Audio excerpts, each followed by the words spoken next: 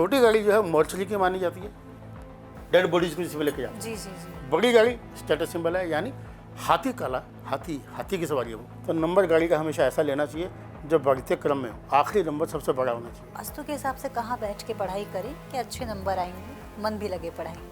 कमर निकाल के नहीं पढ़ें, किताबों को बिखेर के ना पढ़ें, या जो भी स्टडी मटेरियल है तो किसी से गिफ्ट नहीं लेना चाहिए। यदि घर के सेंटर में कोई प्रॉब्लम है तो वहाँ पर आपको किडनी की प्रॉब्लम हो जाती है, और यदि आपको साउथ वेस्ट में कोई दिक्कत है तो आपको टांगों में दिक्कत होती है। अगर ये नॉर्थ ईस्ट भी कटा हुआ है, साउथ वेस्ट भी कटा हुआ है, तो ऐसे देखने में मिलता है कि वहाँ पे सुसाइडल टेंडेंसी बन जाती है। वो इतना हैवी डिप्रेशन में चले जाते हैं, कुछ खा लेते, भले मरे ना मरे वो अलग बात है। नमस्कार, कैसे हैं आप सभी? स्वागत है आपका हमारे पॉडकास्ट में। मैं हूं आपके साथ आमिर खान। एक नया पॉडकास्ट आज फिर आप सभी के लिए हम लेकर आए हैं। आज के पॉडकास्ट में आज हम बात करने वाले हैं वास्तु को लेकर। एक्चुअल में वास्तु क्या है, ये कैसे हमारी लाइफ में काम करता है, क्या वास्तु ही है जिससे हमारी लाइफ जुड़ी हुई है? बहुत सारे मिथ पर आज हम बात करेंगे इस पॉडकास्ट में कि कैसे वास्तु आपकी लाइफ को बदल सकता है। क्या कोई रेमेडी होती हैं जिससे वास्तु को हम ठीक कर सकते हैं? नॉर्थ ईस्ट में अगर आपका किचन है, बेडरूम है, तो क्या वो गलत है? टॉयलेट है तो वो गलत है? कैसे सही कर सकते हैं? बहुत सारी बातें इस पॉडकास्ट में आज होने वाली हैं। आपके जो भी सवाल थे, जो मिथ आपके माइंड में चल रहे थे, इस पॉडकास्ट को सुनने के बाद दूर होने वाले। क्योंकि जितने भी पॉडकास्ट आपने आज तक देखे होंगे वास्तु को लेकर, उन सबसे अलग ये वास्तु का पॉडकास्ट है। यहाँ पर आज हम रियलिटी पर बात करने वाले हैं। यहाँ आपको जो रेमेडी दी जाएंगी वो ऐसी रेमेडी होंगी जो एक्चुअल में वर्क कर रही हैं। वो केवल रील वाली रेमेडी नहीं होने वाली हैं, वो वर्क करेंगी आपकी सीधी लाइफ को लेकर। इसके लिए जो हमारे आज ख़ास मेहमान हैं, जो हमारे गेस्ट हैं, वो कोई डॉक्टर नहीं है, वो कोई आचार्य नहीं है, वो कोई ज्योतिष नहीं है, वो एक जाना माना नाम है। जी, हम बात कर रहे हैं श्री नरेश सिंघल जी की, जो बहुत बड़े वास्तु एक्सपर्ट हैं। सर, स्वागत है आपका हमारे पॉडकास्ट में। नमस्कार सर। नमस्कार सर, जितनी तारीफ आपकी की जाए उतना कम। मेरे पास कहते हैं ना, पॉडकास्ट में शब्द ओपनिंग में कम पड़ गए आपके लिए बोलने के लिए। बहुत पॉडकास्ट कर लिए वास्तु एक्सपर्ट्स के लेकर, बहुत सारी चीज़ें उनसे पूछ लिए। आज एकदम अलग माइंडसेट के साथ आपके साथ हम बैठे हैं। तो सबसे पहले मैं यही जानना चाहूँगा, श्री नरेश सिंघल कौन है? ना डॉक्टर हैं, ना आचार्य हैं, अपने बारे में थोड़ा सा बताएं। मेरा नाम तो आपने बताया, नरेश सिंघल है मेरा नाम। मैं अपने नाम के आगे कभी डॉक्टर, आचार्य, एक्सपर्ट ऐसे शब्दों का इस्तेमाल नहीं करता। रीज़न दो हैं। एक तो जो लोग डॉक्टर लगाते हैं वो अपने अंतरात्मा से पूछें या लीगली पूछें कि उनको डॉक्टर बनाया किसने। जिस चीज़ में डॉक्टरेट होता ही नहीं है, जिसमें गवर्नमेंट ने कोई मान्यता दी ही नहीं है, आप डॉक्टर कैसे लिख सकते हैं? अभी लिखते कैसे हैं? मैंने एक सेमिनार किया, उसमें आपको एक मोमेंटो दिया, आपसे कुछ पैसे लिए और अपने को डॉक्टर की वो दे दी। डॉक्टर का मतलब क्या होता है? या तो एमबीबीएस डॉक्टर हुआ या पीएचडी डॉक्टर हुआ, वही डॉक्टर हो सकता है ना। बिल्कुल। जिस चीज़ के इसमें कोई मान्यता ही नहीं है। हम मुरली मनोहर जोशी जी ने और अटल बिहारी वाजपेयी जी से लेकर के इस ज्योतिष को लिए काफ़ी उन्होंने प्रयास किया था कि भाई इसको कोर्स में लिया जाए, तो उन्होंने कहा नहीं, इसको कला में लिया जाएगा। कला के लिए वो मानने के लिए तैयार नहीं थे, तो इसलिए आज तक भी पेंडिंग ही है। ठीक है ना। तो कई बार क्या होता है कि हम डॉक्टरेट किसी और चीज़ में कर लेते हैं, उसके बाद हम ज्योतिष में आ जाते हैं या वास्तु में आ जाते हैं, किसी भी ऑपरेशन में आते हैं, तो हम अपने नाम के आगे तो डॉक्टर ही लिखवाते हैं। उनसे मैं माफ़ी चाहूँगा, वो एक्चुअल में डॉक्टर है। ठीक है ना। मैंने किसी भी सब्जेक्ट में अगर पीएचडी किया तो अपने नाम के आगे डॉक्टर तो लगाऊंगा ही ना, वो एक अलग बात हो गई। लेकिन लोग क्या सोचते हैं कि ज्योतिष में पीएचडी किया हुआ है, ठीक है ना, तो वो थोड़ा सा उसका बेनिफिट ले लेते हैं और लोगों को लगता है क्योंकि हाँ होता ही होगा भी जब डॉक्टर लिखा है। दूसरी चीज़, लोगों को ये नहीं पता कि आचार्य किसको बोलते हैं। आचार्य या आचार्य, उनको दोनों ही नहीं मालूम है। फीमेल भी आचार्य लिखते हैं, मेल भी आचार्य लिखते हैं, दोनों के लिए अलग अलग है। ठीक है ना।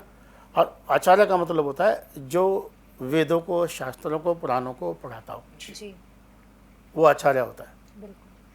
ठीक है। या इसको इसका ज्ञान हो। ठीक है ना। तो मैं अपने नाम का एक्सपर्ट मैं इसलिए नहीं रखता हूँ क्योंकि मैं खुद ही अभी अपने आप को स्टूडेंट मानता हूँ। मैं भी कुछ ना कुछ सीखता ही रहता हूँ, तो इसलिए मुझे लगता है कि एक्सपर्ट तो पता नहीं का 7 जन्म बाद होऊंगा। इसलिए मैं अपने नाम के आगे सिर्फ कंसल्टेंट लिखता हूँ कि मैं वास्तु कंसल्टेंट हूँ। सर, लेकिन आप वास्तु नरेश तो लिखते हैं, तो वास्तु में क्या मतलब? आप वास्तु नरेश का मतलब हो गया कि वास्तु के राजा। जी। इसका क्या मतलब है? आप वास्तु का राजा मानते हैं खुद को? नहीं, मैं वास्तु का राजा मैं नहीं मानता हूँ। बिल्कुल आपका वास्तु मैं करता हूँ, नरेश मेरा नाम है। तो एक कोइंसिडेंट है कि वास्तु नरेश, अब इसको ऊपर ये दिया गया था, मैं नेपाल में गया था, तो वहाँ पे नेपाल के राजा ने मुझे एक चीज़ बोली थी, मेरी जब मुलाकात थी, कहते मैं नेपाल नरेश, तुम वास्तु नरेश। तो मेरी कंपनी का नाम तो वैदिक वास्तु विजन था, तो उससे मेरी कंपनी का नाम भी यही हो गया। आपने कभी पैसे जमा कराने तो मेरा अकाउंट नंबर भी इसी नाम से है। तो इस तरीके से है। तो मैं अपने आप को नरेश ऐसा नहीं मानता हूँ। हाँ, मैं इतना जरूर मैं मानता हूँ कि किसी ने मेरे को सम्मान से ये नाम दिया और मैं उसको अभी तक भी कंटिन्यू कर रहा हूँ और करना भी चाहूँ। सर, जैसे शुरुआत में मैंने बात करी कि वास्तु को लेकर बहुत कुछ जानने वाले हैं, तो मेरा पहला जो सवाल आपसे इस पॉडकास्ट में वो यही है कि अगर हम ज्योतिष की बात करते हैं तो ज्योतिष डिपेंड करता है कि हमारे वो पास्ट, प्रेजेंट और फ्यूचर के प्रेडिक्शन कर पाता है जी। और वास्तु से हम ये जान पाते हैं कि जिस घर में हम रह रहे हैं, जिस ऑफिस में हम रह रहे हैं, वो हमारे लिए सही है या गलत है। तो पहले आप हमें ये समझाइए कि वास्तु और ज्योतिष है क्या, इन दोनों में क्या अंतर है? हाँ, ये बड़ा लोगों ने इसको मिक्स किया हुआ है और ये मिक्स है भी। पहली बात बता देता हूँ कि ज्योतिष एक बहुत बड़ी चीज़ है, उसका एक छोटा सा पार्ट वास्तु है। अच्छा। जबकि मैं खुद वास्तु कंसल्टेंट हूँ, उसका एक छोटा सा पार्ट है जो वास्तु। जी। अब इन दोनों में संबंध क्या है, अंतर क्या है? आप मान लीजिए दो जुड़वा भाई हैं या जुड़वा बहनें हैं या जो बहन भाई हैं, उनका पैदा होने का समय तो एक ही है, लेकिन उनकी एक भाई डॉक्टर बन सकता है, दूसरा डकैत भी बन सकता है। ठीक है ना? तो एक आम आदमी सोचता है यार कि सभी चीज़ें एक ही जैसी होनी चाहिए, क्योंकि वो तो जुड़वे हैं, उनके तो पैदा होने में 1 सेकंड का ही फ़र्क है। ठीक है ना? या ये 2 मिनट का फ़र्क है या मिनिमम फ़र्क है। जी। तो ऐसा नहीं है, इसको हम प्रारब्ध बोलते हैं, उसको पिछले जन्म के कर्म बोलते हैं। तो अब बात करें कि ज्योतिष और वास्तु में अंतर, जो आपका मूल क्वेश्चन था। ज्योतिष व्यक्ति विशेष के बारे में बताता है। अच्छा। आप किसी ज्योतिषी के पास जाएंगे, वो व्यक्ति विशेष आपके बारे में बताएगा। ठीक है ना? कि आप एंकर बनेंगे, आपका टीवी चैनल होगा या जो भी कुछ होगा, या आप एक्टर बनेंगे, जो भी बनेंगे आप, वो आपके बारे में एक काफ़ी कुछ बता देगा। बेसिक बातें वही बता देगा वो। वास्तु वहाँ पे रहने वालों के बारे में बताएगा। अभी हम यहाँ पर पॉडकास्ट कर रहे हैं, हम यहाँ पे 3 लोग हैं, तो वो सब लेकर के हम बात करेंगे, तो यहाँ का जो टेम्परेचर है वो सबके लिए एक जैसा चाहिए। बिल्कुल सर। हमारे यहाँ कोई भी ऐसा नहीं है जो कि कोई रजाई या कंबल लेके बैठा हो जिसको बहुत ठंड लग रही हो या जिसको बहुत गर्मी लग रही हो। अपवाद हर जगह हो सकते हैं, वो एक अलग बात है। तो वास्तु वहाँ पे रहने वालों की बात करता है, ज्योतिष व्यक्ति विशेष की बात करता है। ये इसका बड़ा अंतर है।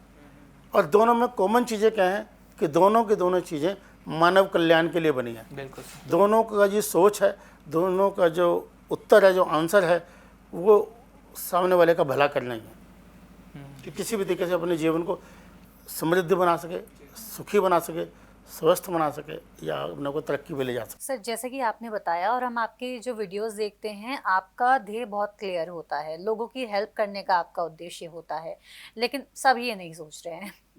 आजकल बहुत क्रैश कोर्सेज चल रहे हैं, यूट्यूब वगैरह अगर हम जो भी देखें तो वहाँ पर बहुत सारे कोर्सेज मिल जाते हैं। आप 1 महीने का कोर्स कीजिए, एस्ट्रोलॉजर बन जाइए, ज्योतिष बन जाइए और वास्तु एक्सपर्ट बन जाइए, न्यूमरोलॉजी जान लीजिए। क्या पॉसिबल है इतने कम समय में ज्योतिष या फिर वास्तु को समझना? क्योंकि आप अभी तक ये बोल रहे हैं कि मैं अभी तक सीख रहा हूँ। देखिए, मैंने जब अपने गुरुजी से क्वेश्चन किया था, मेरे गुरुजी उस समय 76 ईयर्स के थे, 76 साल के थे, अब नहीं, उनका स्वर्गवास हो गया। मेरे एक दूसरे गुरुजी हैं, वो मोमडन हैं, इंजीनियर HM सलीम, और डॉक्टर पूर्णचंद्र राव जी, वो तो उनको गए को भी अब काफ़ी समय हो गया, काफ़ी साल हो गए। जी। ठीक है? तो मेरे जो दूसरे गुरुजी हैं इंजीनियर HM सलीम, वो भी हैं और ऊपर वाले की कृपा से स्वस्थ हैं। जी। तो हमसे ज़्यादा एक्टिव है। तो आपकी जो बात थी कि मैं टेक्नोलॉजी की तो बात करूँगा, नो डाउट उसका बेनिफिट लेना चाहिए। अब ऐसा तो है नहीं, हमारे टाइम पे तो हम दिल्ली पब्लिक लाइब्रेरी में जाते थे, तो वहाँ से किताब निकाल कर लाते थे, हमें पता नहीं होता था वस्तु है या वास्तु है। तो एक टेक्नोलॉजी तो आई है, जैसे पॉडकास्ट से हम सभी लोग, आप उस नॉलेज को जो कि हमने बरसों में ली, आप उसको 2 घंटे में स्प्रेड कर सकते हैं। मैं उस टेक्नोलॉजी की बात में उसका अगेंस्ट नहीं हूँ, बट दोनों चीज़ों में ना फ़र्क है। मैं हमेशा बोलता हूँ कि टेक्नोलॉजी अलग चीज़ है, शिक्षा भी एक अलग चीज़ है। ठीक है ना? एक होती है दीक्षा, जब तक दीक्षा नहीं होती तो आपकी शिक्षा फलीभूत नहीं होती। उसका हमारे पास महाभारत में उसका एग्जाम्पल मिलता है ना, कि उन्होंने बोला था कि उन्हें झूठ बोला कि ये तो क्षत्रिय का बेटा है। ठीक, तो तू ये विद्या भूल जाएगा, ठीक है ना। तो इसको दीक्षा नहीं मिली। तो शिक्षा आप कहीं से भी ले सकते हैं, दीक्षा आपको गुरु से लेनी होती है, एक चीज़। दूसरी चीज़, एक है सरस्वती और एक है बृहस्पति। सरस्वती यानी बुक।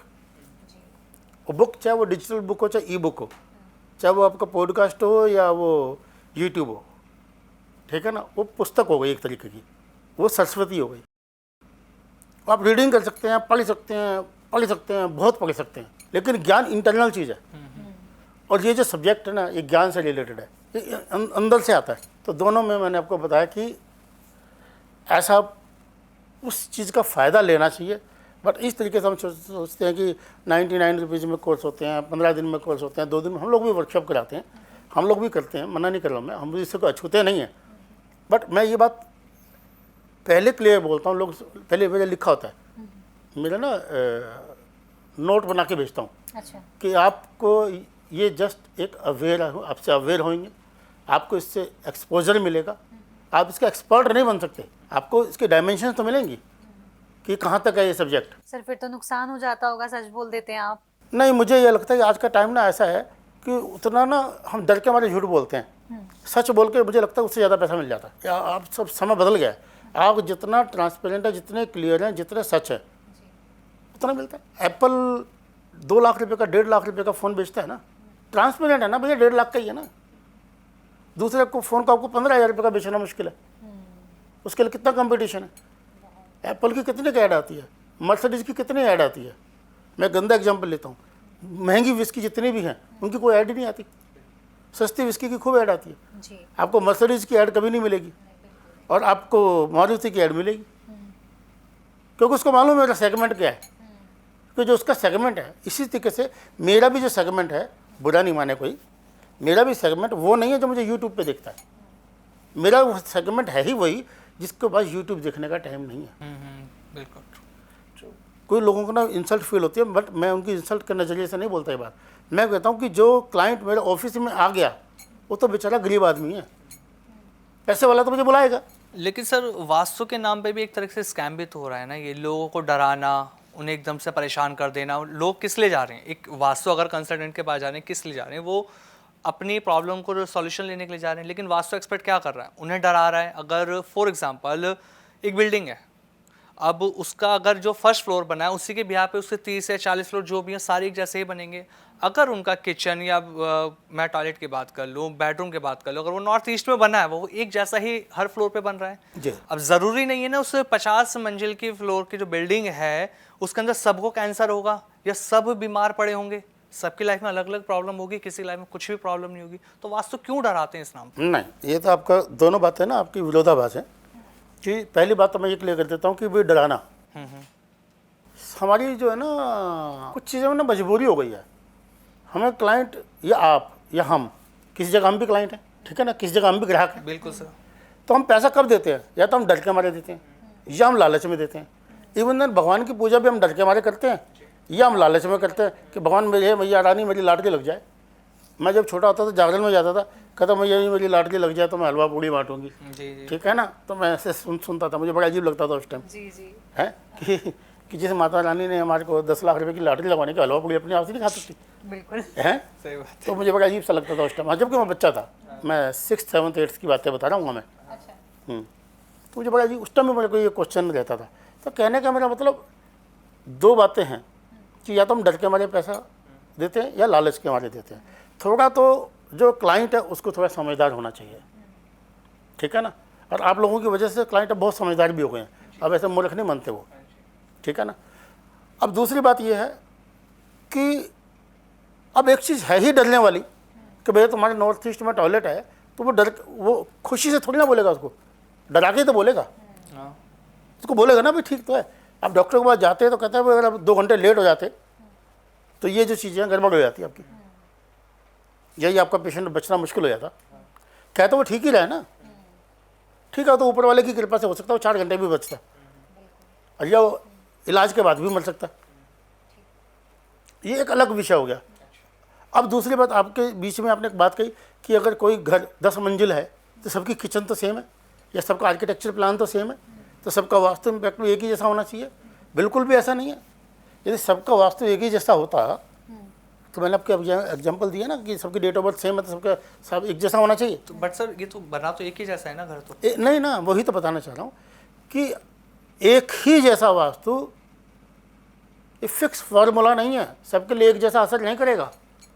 तो जो वास्तु जिस तरह से भी आपने कहा कि एक बिल्डिंग पूरी एक तरह से बनी हुई है, तो मेरा हॉरोस्कोप अलग है, इनका अलग है, हो सकता है मेरे लिए फायदेमंद और इनके लिए नुकसानदेह, ऐसा हो सकता है। हॉरोस्कोप के अलावा भी बात करता हूँ। जी Yes, yes, बताइए। please. जैसे किसी का काम लोहे का है और उसका घर साउथ फेसिंग है, ठीक। उसके लिए वो अच्छा है। मैं वहाँ पे मैं टीचर हूँ, मैं स्कूल में पढ़ाता हूँ, तो मेरे लिए हो सकता है उतना अच्छा ना हो, अच्छा। ठीक है ना।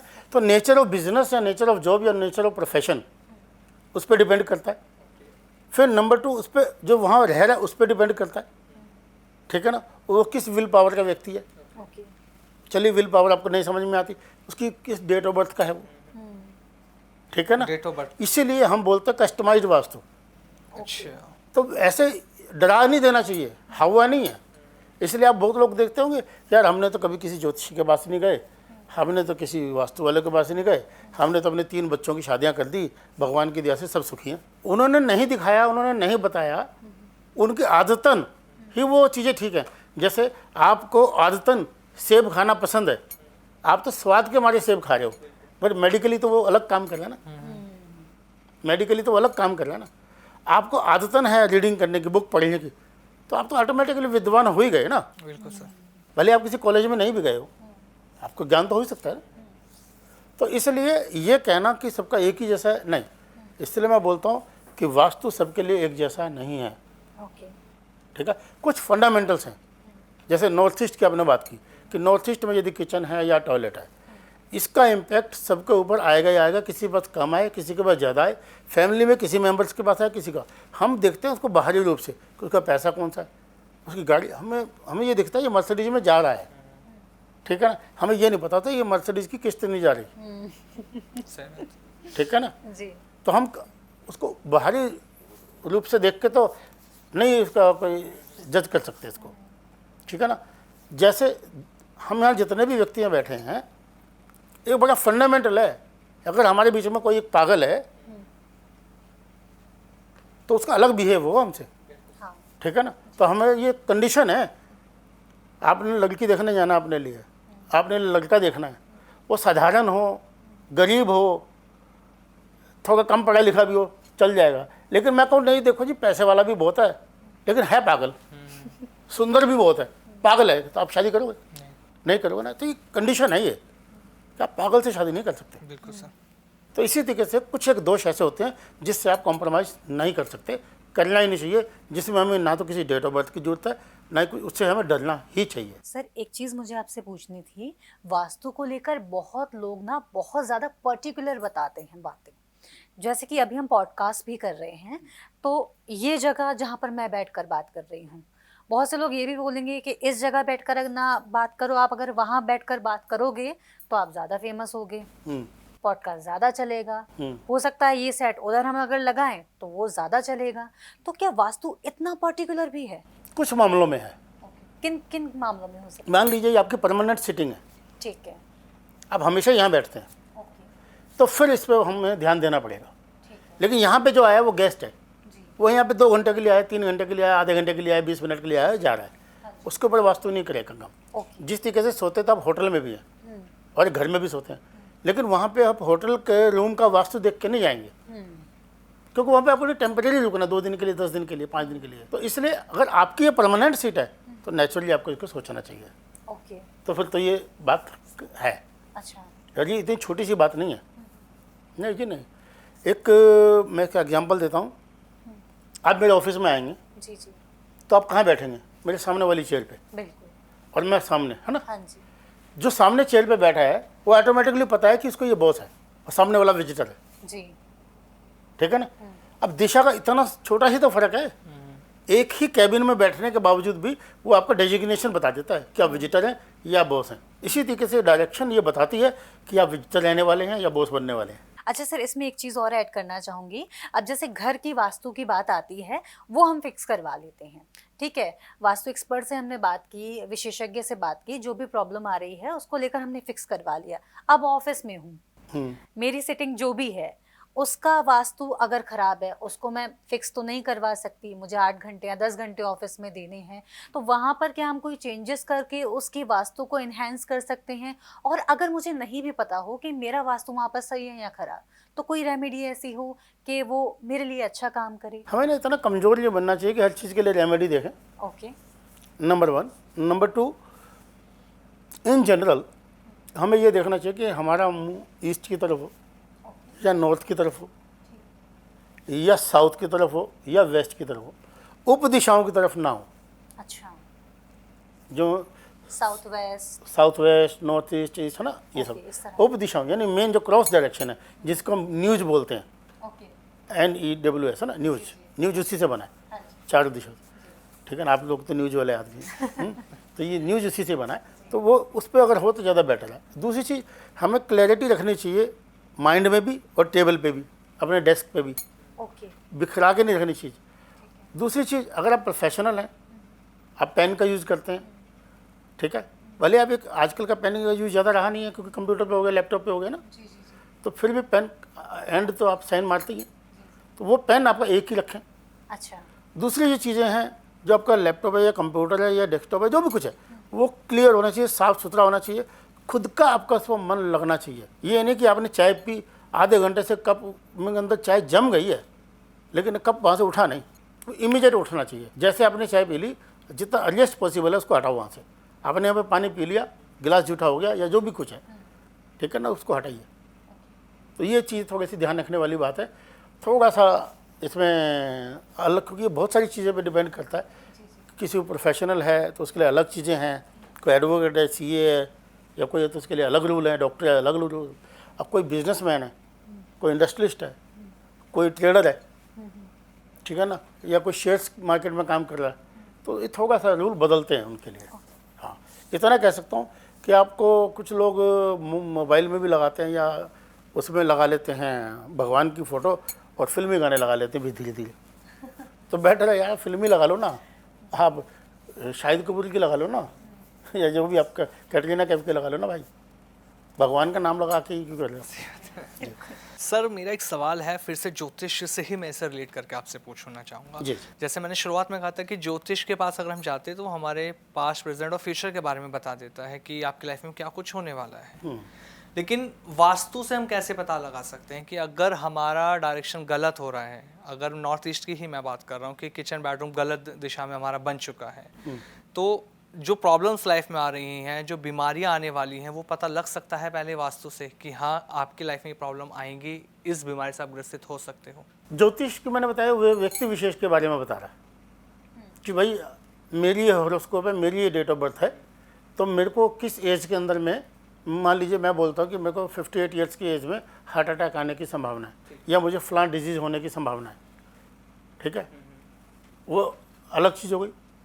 अब कोई वास्तु के हिसाब से कोई आएगा या वास्तु कंसल्टेंट उस घर में आएगा तो बताएगा कि ये घर में नॉर्थ ईस्ट के अंदर में ये दिक्कत है, ये नॉर्थ ईस्ट कटा हुआ है, तो यहाँ पे रहने वाले व्यक्ति को डिप्रेशन रहेगा या एग्रेशन रहेगा, अच्छा, या एंग्जाइटी रहेगी, ठीक है ना, ये कॉमन है सब। ये रहेगा। अब वो किसको ऊपर है, उस घर में 10 लोग हैं, यस, सबके ऊपर तो नहीं हो रहा, तो वो किसके ऊपर होगा, जिसकी भाग्य स्थिति थोड़ी कमजोर होगी। अच्छा, आप ये मान लीजिए कि जैसे कोविड हुआ, पूरी दुनिया में हुआ, सभी मर तो नहीं गए, कुछ लोगों तो कुछ भी नहीं हुआ, मुझे कुछ भी नहीं हुआ, ठीक है ना, तो इट मीन्स ये नहीं कि भाई मेरी इम्यूनिटी पावर थोड़ी स्ट्रांग थी या मैं थोड़ा सा मैंने परहेज ज़्यादा किया या मैंने प्रिकॉशन लिया, वजह कुछ भी ली हो, यस यस, ठीक है ना, जिसको हम प्रिकॉशन बोल रहे हैं, जिसको हम परहेज बोल रहे हैं, एक माध्यम रहा। यही तो रेमेडी है, बिल्कुल सर, यही तो रेमेडी है, ठीक है ना। तो अपने रेमेडी अगर आपने यूज़ करिए तो उसका इम्पैक्ट कम आएगा, जिसने नहीं करी उसको ज़्यादा आ जाएगा। तो ऐसा नहीं है कि भाई वो चीज़ें बेकार हैं कि नहीं, अगर नॉर्थ ईस्ट में दिक्कत है तो वहाँ पे वो प्रॉब्लम आएगी, किसको आएगी, कब आएगी, ये फैमिली मेम्बर्स की डिटेल पे जाना पड़ेगा। अगर मैं कॉमन रेमेडी की बात करूं, अगर किसी का नॉर्थ ईस्ट में जैसे किचन है, टॉयलेट है, कुछ एक नॉर्थ ईस्ट साउथ वेस्ट हाँ। एंड सेंटर, हाँ 3 दिशा के अगर दोष होते हैं ना हाँ तो जल्दी से ठीक होने वाले नहीं होते।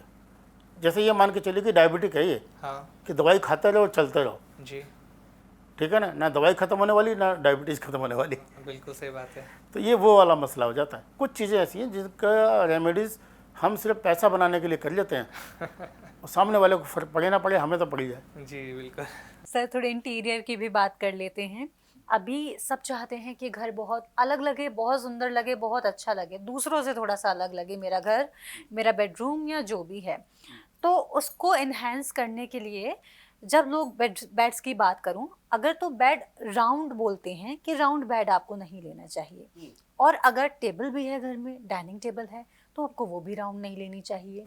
तो ये राउंड का क्या मसला है, क्या दिक्कत है? नहीं, इसमें ना अलग अलग विरोधाभास हैं, अलग अलग बातें हैं, जी जी, ठीक है ना। राउंड से कोई प्रॉब्लम नहीं है। ओके, राउंड बेड की अगर हम बात करेंगे, हाँ, वो पहली बात तो राउंड बेड मतलब जस्ट एक डिजाइनर वाली बात है। 99.9 राउंड बेड होते ही नहीं है। बनाए मैंने भी हैं, अच्छा, ठीक है ना, वो अलग बात है जब हम इंटीरियर के फील्ड में थे, बट वो जस्ट वैसे ही था, ज़्यादा कुछ ऑर्डर वॉर्डर मिलते नहीं हैं या होते नहीं हैं। लेकिन आपका जो कंसेप्ट है वो है राउंड से, जी, ठीक है ना, आप जो पूछना चाह रहे हैं। तो राउंड तो पूरी पृथ्वी ही गोल है, हाँ, तो इसलिए कोई दिक्कत नहीं है उसके अंदर कोई। ओके, लेकिन अब ध्यान करने वाली बात है कि पूरी पृथ्वी 100% गोल नहीं है, हल्की सी दबी हुई है, ऑल शेप में है, ठीक है ना। उस शेप में होनी चाहिए, 100% राउंड टेबल नहीं होनी चाहिए। उसमें होता क्या है कि हम मान लीजिए 3 लोग हैं, फैमिली मेम्बर्स हैं, जी जी, फैमिली छोटी होती है, तो हम तीनों भी इकट्ठे बैठ के खाना नहीं खा पाएंगे। खाना इकट्ठे खाने का मौका नहीं मिल पाता।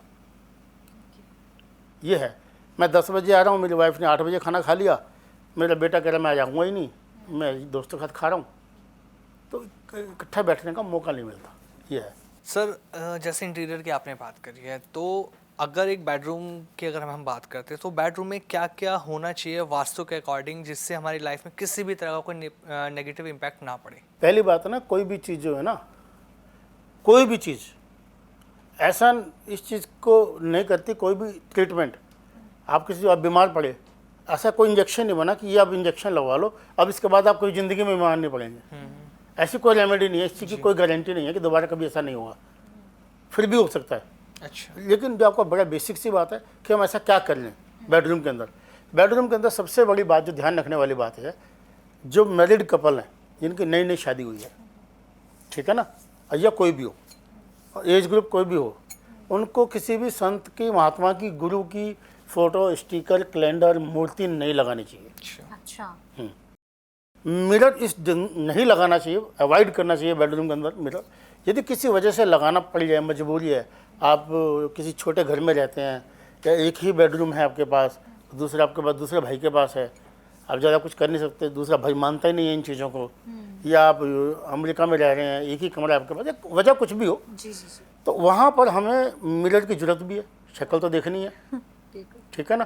तो उसके लिए हम इस ढंग से प्लेस करें, ऐसा लगाएं कि हमारे को बेड उसमें दिखाई ना दे।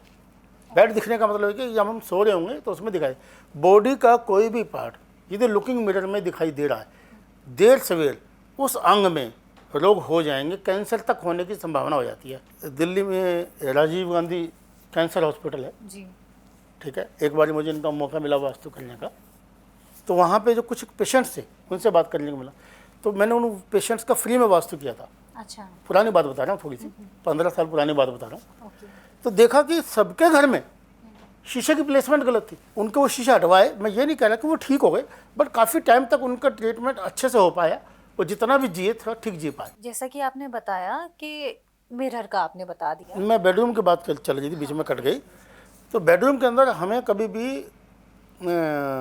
हॉट कलर स्कीम नहीं रखनी चाहिए हॉट कलर्स, जी, ओके, कूल कलर, भड़कीले कलर नहीं रखने चाहिए, ओके ओके, ठीक है ना।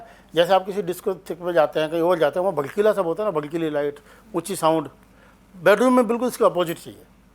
आपका आप देखते हैं, आपका कभी कभी आप होटल में जाते हैं, होटल में बड़ा मन लगता है होटल के कमरे में, वजह क्या है कि वो नीट एंड क्लीन है, वहाँ की जो बेडशीट्स हैं या जो ओढ़ने के लिए रजाई कंबल जो भी लगाई है वो सब वाइट है या थोड़ा सा सूदिंग है, इसलिए वो अच्छा लगता है।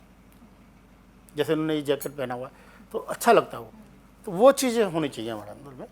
तो आपने को जो बड़ा बेसिक सा मैंने कंसेप्ट आपको बताने की बात की कि यदि हमारा बेडरूम ठीक है और हमारी किचन ठीक है तो ये मान के चलिए कि तकरीबन वास्तु ठीक है, अच्छा, ये क्योंकि important हमने वहाँ पे खाना है या फिर आराम से सोना है। बिल्कुल ये दो काम अगर किसी को हो जाते हैं तो लगभग इस चीज़ की गारंटी है कि वो स्वस्थ होगा। बिल्कुल। और वास्तु का जो बेस है, जो मोटिव है, वो स्वस्थ रहना है। पैसा तो उसका बाय प्रोडक्ट है। यदि पैसे से ही कोई रईस हो सकता वो वास्तु से ही, तो फिर तो मुझे बता दो कि कौन से टॉप 10 में कौन वास्तु कंसल्टेंट है जिसका नाम आता हो, फिर तो मेरा ही आ जाता। तो ऐसा नहीं है, ऐसा नहीं है जी। मुझे सर ये पूछना था कि जैसे कि हमारे बड़े बुजुर्ग कहते हैं घर में घुसो जूते बाहर उतार कर आना, ठीक है। आजकल ट्रेंड बदल गया है, वॉक इन क्लोजेट हो गई हैं लोगों की, शूज़ बड़े सजा करके रखे जा रहे हैं अंदर कमरे के अंदर, घर के अंदर। नीचे शूज़ हैं, ऊपर ज्वेलरी भी हैं, या फिर साइड में बैग्स भी हैं जो कि लेदर भी है। तो मैं आपसे ये पूछना चाह रही हूँ, क्योंकि ये चीज़ें तो बिल्कुल हमारे पूर्वज मना ही करते थे, बड़े बुजुर्ग मना करते थे, इनकी वजह से भी कोई प्रॉब्लम आ सकती है लाइफ में ऐसा अगर हम कर रहे हैं तो? देखिए, हम जूते, हम कहीं जा रहे हैं, किसी हॉस्पिटल से आ रहे हैं, किसी शमशान से आ रहे हैं, किसी रोड पे से आ रहे हैं, किसी भी जगह से आ रहे हैं, यानी जूते का सिंपल सी बात है, हम जूते को अपने पैरों से बचाते हैं ना, ठीक है ना। तो जूते जो है उसके साथ में कोई ना कोई नेगेटिविटी, कोई ना कोई गंदगी तो आ ही रही है ना, तो उसको बाहर ही रखना चाहिए। अब मुसीबत ये हो गई कि अब हमारा जूता भी ब्रांड हो गया। मैं अभी 3 दिन पहले थाईलैंड से आया हूँ, ठीक है ना, तो वहाँ मैंने जूता देखा करीब 65 लाख रुपये का, 65,000 रुपये का जूता, ठीक है, जो कि मुझे पसंद था, मैं लेने वाला था, ठीक है। उससे 65 सुन के तो मैंने नहीं लिया। तो कहने का मेरा मतलब कि अब जूता भी हम उसे एज ए ज्वेलरी टाइप में रखते हैं उसको, हम उसको दिखाना चाहते हैं जी, ठीक है ना। हम उसका बॉक्स फेंकते नहीं हैं, उसके पन्नी, उसकी जो पॉलीथीन है उसको फेंकते नहीं हैं। तो इस तरीके से, लेकिन जूता तो जूता ही है ना, आएगा तो पैर में ही ना, सर पे तो आएगा नहीं। तो ये जो है हमारी जो बातें हैं, बिल्कुल जो बुजुर्ग कहते थे ये बिल्कुल सही बातें हैं। अब जो है, अभी भी आप किसी भी मारवाड़ी फैमिली में जाएं, किसी बनिया फैमिली में जाएं, किसी जैन फैमिली में जाएं, 90% तक ये रूल आज भी फॉलो होता है कि वहाँ पर जूते बाहर ही रखे जाते हैं। खुद मेरे भी घर में जूते बाहर ही उतारे जाते हैं, अंदर के या टॉयलेट की चप्पल अलग होती थी। हाँ। अब हमारा नीट एंड क्लीन रहता है, उतना गंदगी नहीं रहती है, ठीक है, अलग बात है। तो स्लीपर्स होते हैं, सब कुछ। अब आपके स्टूडियो में भी आपने पहले जूते बाहर रखवा लिए, ठीक है ना, क्योंकि आपको लगता है कि मैंने यहाँ गंदा हो जाएगा, आपने जो रखा है कि कारपेट गंदा हो जाएगा, क्योंकि कारपेट में गंदगी आपको दिख रही है और आपको पता है कि वो क्लियर नहीं होगी, साफ़ नहीं होगी उस लेवल पे जिस लेवल पे होनी चाहिए, स्मेल हो जाएगी, ठीक है ना। तो कहने का मतलब आप वो जो जूते बाहर रखने का कंसेप्ट है, ठीक है। और जूते से मैं एक चीज़ बताता हूँ कि कुछ लोग जूते को बंद करके रखते हैं, अलमीरा बना देते हैं, वार्डरोब बना देते हैं ना, जी, है ना। तो अंग्रेजों ने बड़ा अच्छा शब्द बनाया है, shoe rack. Shoe rack, rack means open, covered नहीं, वार्डरोब नहीं है, अलमीरा नहीं है, उसको पैक करने का कोई सिस्टम नहीं है। तो बस शूज़ अगर हमें रखने हैं तो शू रैक्स में रैक में रखने चाहिए, ओपन में रखने चाहिए, ओके। जो कि दिखे। लेकिन कुछ लोग ये भी बोलते हैं कि दिखने नहीं चाहिए शूज़। दिखने से मतलब ऐसा मैं ये नहीं कह रहा कि उसका डिस्प्ले लगाइए, मेरे कहने का मतलब उसको दरवाज़ा नहीं लगाना चाहिए, जी जी जी जी। उसको डोर में बंद नहीं करना चाहिए, क्योंकि जूता जो है वो शनि का माना जाता है, पैर जो है राहु के माने जाते हैं। हम 90% देखेंगे उस घर में ये कंप्लेंट आएगी कि जी हमने इंटीरियर करवाया था, हमने ये बनवाया जूते के लिए, उसके बाद से हमारा धंधा डाउन हो गया, या थोड़ा कम हो गया, या प्रेशर हो गया, या हमसे किस्तें नहीं दी जा रही, हमने लोन अप्लाई किया था, 100 करोड़ रुपये का लोन मिलना था, मिल नहीं रहा, जबकि सारे पेपर सेंक्शन हो चुके हैं जी, वो मैनेजर मान नहीं रहा जी। किसी भी रूप में आपको वो पैसे का प्रेशर आ जाएगा। सर, हस्बैंड वाइफ की अगर मैं बात करता हूँ, ये एक ऐसा रिलेशन है जो हर तरह से बेहतर होना इंपॉर्टेंट होता है। अगर किसी भी हस्बैंड वाइफ की सेक्सुअल लाइफ ख़राब हो जाती है या ख़राब होने लगती है, तो इसके पीछे भी क्या वास्तु दोष एक कारण होता है? देखिए, पहली बात मैं बता देता हूँ, आप डॉक्टर के पास जाएंगे, ठीक है ना। जैसे मैं अभी थाईलैंड में गया तो मेरे को थोड़ा सा स्किन प्रॉब्लम हुई, वहाँ पे लग गया मेरे को, ठीक, विजिट के टाइम पे, तो मैं काला हो गया। लेकिन आप डॉक्टर के बाद मेडिकल लैंग्वेज में क्या बोलेगा कि आपकी स्किन का फलाना फलाना ये चीज़ है ना, ये हो गया, ठीक है ना। आप किसी एस्ट्रोलॉजर के पास जाएंगे, अरे यार तो ये तो शनि का प्रकोप हो गया, ठीक है ना। तो हर आदमी अपने अपने तरीके से उसको देखेगा, और हर चीज़ का अपना अपना तरीका है भी, ऐसा नहीं कि नहीं है, सचमुच में भी है। तो आपका क्या क्वेश्चन था इसके अंदर? सेक्सुअल लाइफ खराब हाँ, होने के पीछे। अब जो बात कर रहे हैं कि समटाइम्स, अब आपकी बात का जवाब दे रहे हैं, बिल्कुल हम मेडिकली चेकअप कराएं, हस्बैंड वाइफ दोनों फिट हैं, कोई प्रॉब्लम नहीं है, वो प्यार भी करते हैं, बट बिस्तर पे जाते ही उनको दिक्कत होती है, वहीं उनका कुछ झगड़ा हो जाता है, उनका मन मुटाव, उनको पुरानी बातें याद आ जाती हैं, ठीक है ना, उसको कुछ ना कुछ मतलब कुछ ना कुछ ऐसा मसला हो जाएगा कि उनकी रात बेकार हो जाएगी। तो उसके लिए जो है, या तो उनका बेडरूम सही दिशा में नहीं है, अच्छा। दूसरा बेडरूम के अंदर उन्होंने कुछ ऐसी, मान लीजिए पूजा पाठ का कुछ सामान रखा हुआ है, कोई ऐसे गले में कोई ताबीज़ पहन लेते हैं, या गले में कोई शेरा वाली माता या ये वो सब पहन लेते हैं, और फिर वो वही रखा रहता है, या वो पहने ही रहते हैं, उतारते भी नहीं है उसको। तो देवी देवता या कोई भी चीज़ें वो इस चीज़ की परमिशन नहीं देते हैं, ठीक है ना। ये बिल्कुल वैसी ही तो बात है कि हम अपने माँ बाप के सामने कुछ तो नहीं कर सकते, या किसी के थर्ड पर्सन के सामने कुछ नहीं कर सकते, तो वो चीज़ डिस्टर्ब करेगी होती है और हमें पता नहीं लगता। दूसरी बात इसके अंदर रॉन्ग कलर स्कीम होती है, गलत कलर स्कीम होती है। कई बार हम वहाँ पे फिश एक्वेरियम रख लेते हैं, कई बार हम गलत दिशा में हम मिरर लगा देते हैं, कई बार क्या है कि बेड की हेड साइड में मिरर होता है, ठीक है ना, वो गलत तरीके से उसको इन्हांस कर रहा होता है। शीशा क्या है, एक होता है, दो दिखा देता है, बिल्कुल सर जी। तो इसी तरीके से अगर वो गलत दिशा में लगा है तो प्रॉब्लम भी डबल दिखाता है। शीशा अपने में, शीशे को कभी दोबारा पूरा पॉडकास्ट इसी में बन सकता है। शीशे भी जो है ना 3 तरीके के हैं, एक तो इसका पेट बाहर को निकला होता है, अच्छा कन्वेक्स मिरर, एक कनकेव जिसका पेट अंदर को होता है, जी। ठीक, एक प्लेन जी जिसको हम देखते हैं, जो हम बैक मिरर गाड़ी में लगा रहता है, कन्वेक्स मिरर होता है वो, ठीक है, जिसमें पीछे का व्यू में आकृति छोटी हो जाती है। तो उसको हम वास्तु दोष के लिए ख़त्म करने के लिए या कम करने के लिए भी करते हैं, क्योंकि कोई प्रॉब्लम बहुत बड़ी है तो थोड़ी माइन्यूट हो जाए, छोटी हो जाए, कम हो जाए, उसके लिए होता है। तो इस तरीके से प्रॉब्लम है। दूसरी एक बड़ी प्रॉब्लम कहाँ आती है, कुछ लोग मंदिर किचन में बना लेते हैं। ये बहुत आपके पॉडकास्ट से बड़ी इंपॉर्टेंट बात जाने वाली है। ये जी एक ऐसा दोष जो होता है मेल में, सफ़र करना पड़ता है फीमेल को, हस्बैंड में दिक्कत है, सफ़र कर रही है पत्नी, बड़ा खुल के बोल देते हैं, कोई दिक्कत नहीं है, सब समझदार हैं आजकल, सब ओपन है। मैं बात करता हूँ कि मान लीजिए मैंने किचन में मंदिर बना लिया, तो वहाँ पर मेरे को जो जिस लेवल पे मेरे में सेक्स स्ट्रेंथ होनी चाहिए वो नहीं रहेगी। अच्छा तो मुझे तो फील ही नहीं हो रहा, मैं तो अपनी पत्नी के साथ गया हूँ, हम बिस्तरी करी, बात खत्म हो गई। अब उसको वो मेंटली और फिजिकली सेटिस्फाई हुई या नहीं हुई मेरे को पता ही नहीं है। इसका सफ़र कौन कर रहा है, वाइफ, ठीक है ना। तो इसलिए इस चीज़ का ध्यान रखना पड़ता है कि हमें किचन में कभी मंदिर नहीं बनाना चाहिए। सर तो मैंने ये बात आपको बताई। बहुत इंपॉर्टेंट चीज़ आपने बताई तो सर। लोगों को लगता है कि हम तो बड़े धार्मिक व्यक्ति हैं, हम तो पहले वो लगा रहे भैया किचन में तो तुम प्याज भी यूज़ कर लो, लहसुन भी यूज़ कर लो, अंडा भी बना रहे हो या नॉन वेज भी बना रहे हो या जो भी है, ठीक है ना। तो बेटर है कि गलत करने से अच्छा है कि ना किया जाए। सर अब मंदिर की बात हो रही है तो इस बात को भी मैं आपसे पूछ ही लेती हूँ। आपके एक वीडियो में ही देखा था, आपने कहा था कि मंदिर या पूजा घर जो हम इसको बोलें, उसके जो कर्टन्स होने चाहिए वो रेड नहीं होने चाहिए, भगवा नहीं होने चाहिए।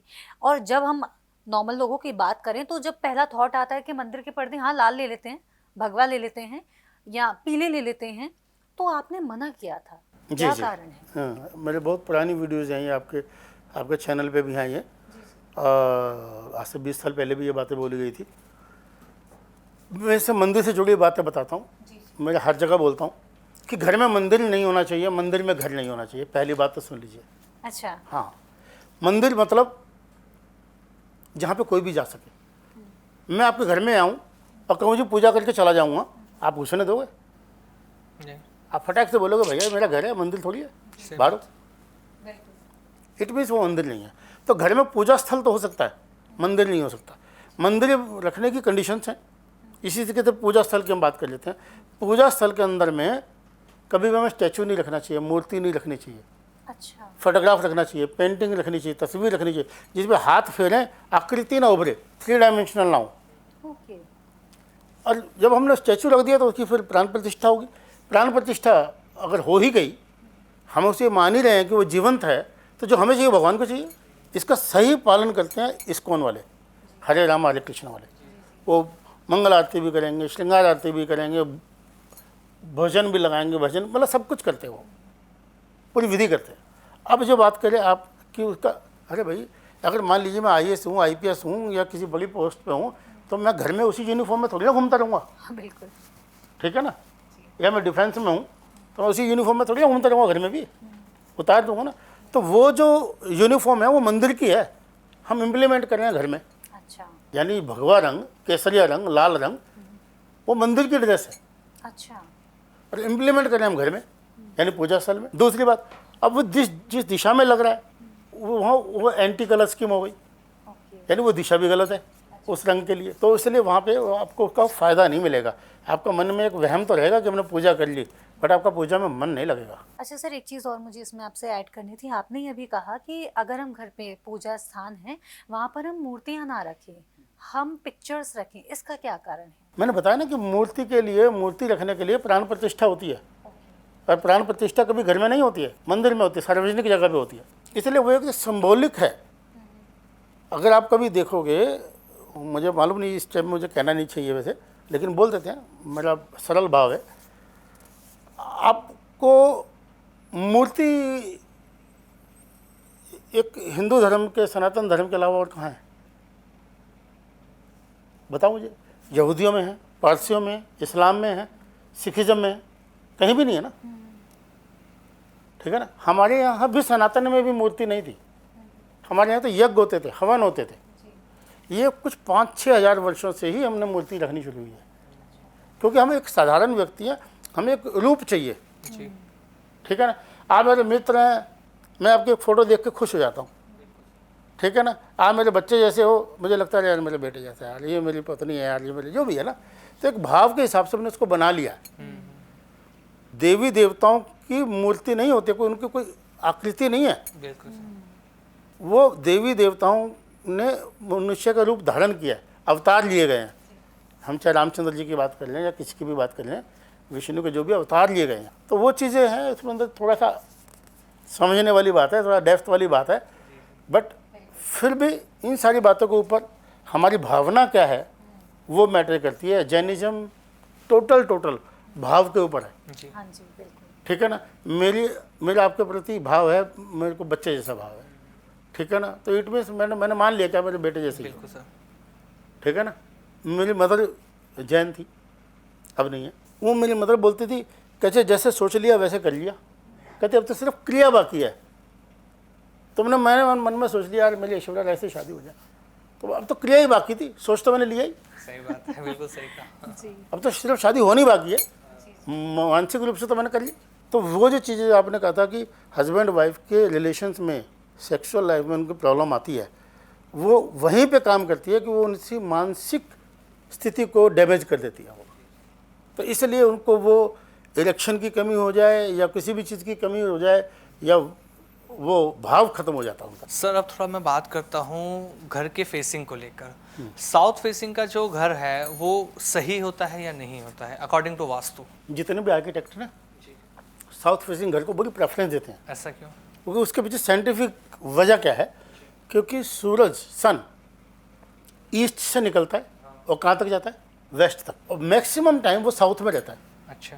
हमें तेज़ गर्मी लगती है ना दिन में, है ना, बहुत तेज़ गर्मी लगती है ना। जैसे जैसे हम 4-5-6 बजते हैं तो कम हो जाता है, नॉर्मल हो जाता है। ठीक है ना। तो वो मैक्सिमम वहाँ पे सन अगर वहाँ पे रहेगा तो वहाँ पर क्या रहेगा, क्या कोई जम्स नहीं रहेगा, कोई दिक्कत ही नहीं रहेगी। अच्छा। अब जिस बात का आप बात करें कि हर आदमी इतनी तेज़ गर्मी टॉलरेट भी तो नहीं कर सकता ना, इसलिए हम साउथ को गलत मान लेते हैं। गलत वलत कुछ नहीं होता। South Delhi, south Bombay, south Korea, south Japan, सबसे अमीर, सब पैसे वाले लोगों का, सबसे अमीर है। ठीक है ना। जी।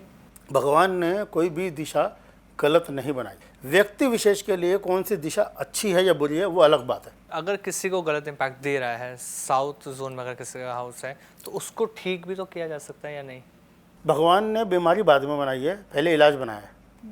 क्या इलाज कर सकते हैं? तो अब इसमें थोड़ा सा ये लंबा है, कंसल्टेशन का विषय है ये। हाँ हाँ। कंसल्टेशन में प्रोफेशनल कंसल्टेशन की बात कर रहा है, यानी उसको देखना पड़ेगा। जी जी, ओके। तो इसलिए उसका एक सेंटेंस में उसका आंसर देना ठीक नहीं है। मैंने पहले बोला कि मान लीजिए उसका काम कोयले का है, केमिकल का है, मेडिसिन का है, वो किसी फिल्म इंडस्ट्री से है, किसी ग्लैमरस किसी लाइन में है, ठीक है ना, वो आपके ऊपर भी लागू होता है, ठीक है ना। तो वहाँ पे आपको कोई ऐसा भी तो मौका मिल सकता है ना, मोदी का भी इंटरव्यू ले रहे हो, बिल्कुल सर। जी जी जी बिल्कुल। ठीक है ना, तो नेचुरली आप भी तो उसी लेवल पे जाएंगे ना, समझ रहे मेरा। तो वो डिपेंड करता है कि वो दिशा उसके लिए ठीक है, वो उसके लिए कोई गड़बड़ी नहीं है। अब चाहे आप रतन टाटा जी का घर लीजिए या कोई भी लीजिए तो उनके लिए, लेकिन अदरवाइज प्रॉब्लम हो सकती है। मान लीजिए किसी के संतान नहीं है, किसी को सुख नहीं है, किसी के पास स्वास्थ्य नहीं है, तो एक मापदंड नहीं है। तो मैंने बार बार बोला कि वास्तुशास्त्र का मापदंड पैसा नहीं है, नहीं है। और मुसीबत ये है कि हम कोई भी काम पैसे के लिए करते हैं, तो इसलिए हमें दिक्कत और ज़्यादा हो जाती है। तो साउथ फेसिंग घर या कोई भी फेसिंग घर ऐसा बुरा नहीं होता है, डिपेंड करता है कि किसके लिए ये घर सूटेबल है, किसके लिए नहीं है, उसका नेचर ऑफ बिजनेस क्या है, नेचर ऑफ जॉब क्या है, उसकी डेट ऑफ बर्थ क्या है। इसीलिए हम इसे कस्टमाइज्ड वास्तु की बात करते हैं। एक चीज़ और जोड़ देता हूँ, अभी जैसे साउथ फेसिंग की बात हो रही है, अगर किसी का घर एल टाइप कॉर्नर का है या टी पॉइंट कॉर्नर का है, तो उसमें किस तरह की प्रॉब्लम फेस करने को मिल सकती है? टी पॉइंट में एक बात समझो कि टी मतलब क्या हुआ कि एक रोड आ रही है, जो तुम्हारे घर पे टकरा रही है, दोनों तरफ हो जा रही है। ठीक है ना, उसको रोक कौन रहा है? आपका घर।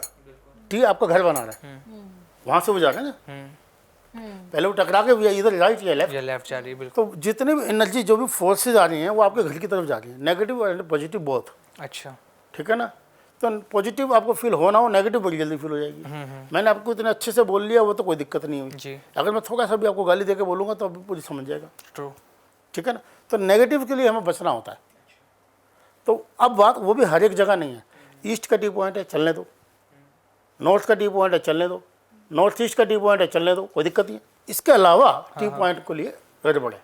ओके, और जो आप बोल रहे हैं कि कॉर्नर का घर, किस टाइप का कॉर्नर, भाई कैसा कॉर्नर, एल शेप की बात करे जा रहे हैं, वो तो ऑलरेडी 3 साइड हो जाएगा ना, वो तो घर 3 साइड कैसे हो जाएगा सर? एल शेप है तो 3 साइड हो जाएगा वो, एक उसके पीछे हुआ, हाँ, एक उसके आगे का हुआ रास्ता, एक उसके साथ में रोड जा रही होगी, तभी तो कॉर्नर का बनेगा ना वो। एल साइड में तो दो साइड का हुआ ना सर रास्ता, एल शेप में तो रास्ता तो 2 ही तरफ से निकला ना, अगर चलिए, कॉर्नर पहला कोई दुकान चलो है। मैं आपकी बात जी, भी जी, मान जी। लेता हूँ। अब कॉर्नर की बात कर लेते पहले, फिर आपने एल भी बोल दिया। जी, तो एल की अगर हम बात कर लेते हैं तो उसमें 2 घर तो वैसे ही मिल गए, उसके अंदर सिक्योरिटी के हिसाब से भी वो ज़्यादा अच्छा है, सेफ्टी के हिसाब से ज़्यादा अच्छा है, उसके अंदर आप एसी लगाएं, विंडो लगाएं, छज्जा निकालें, कुछ भी करें, वो तो ज़्यादा अच्छा है।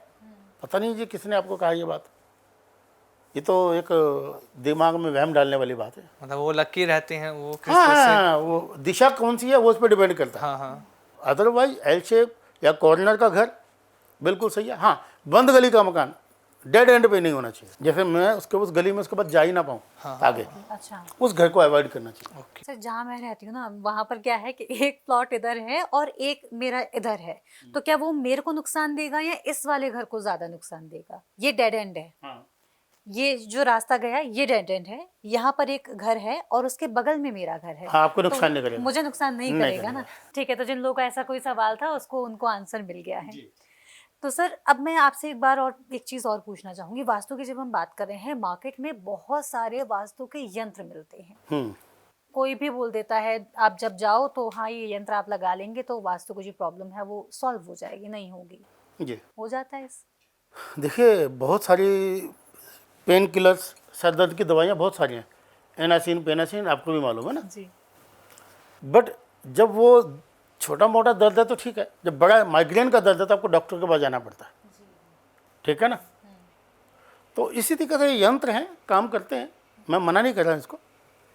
पर्सनली मैं बहुत ज़्यादा इनको रिकमेंड नहीं करता हूँ, क्योंकि मैं प्योर कंसल्टेंट हूँ। मैं किसी भी टाइप से डायरेक्ट या इनडायरेक्ट प्रोडक्ट सेल नहीं करता।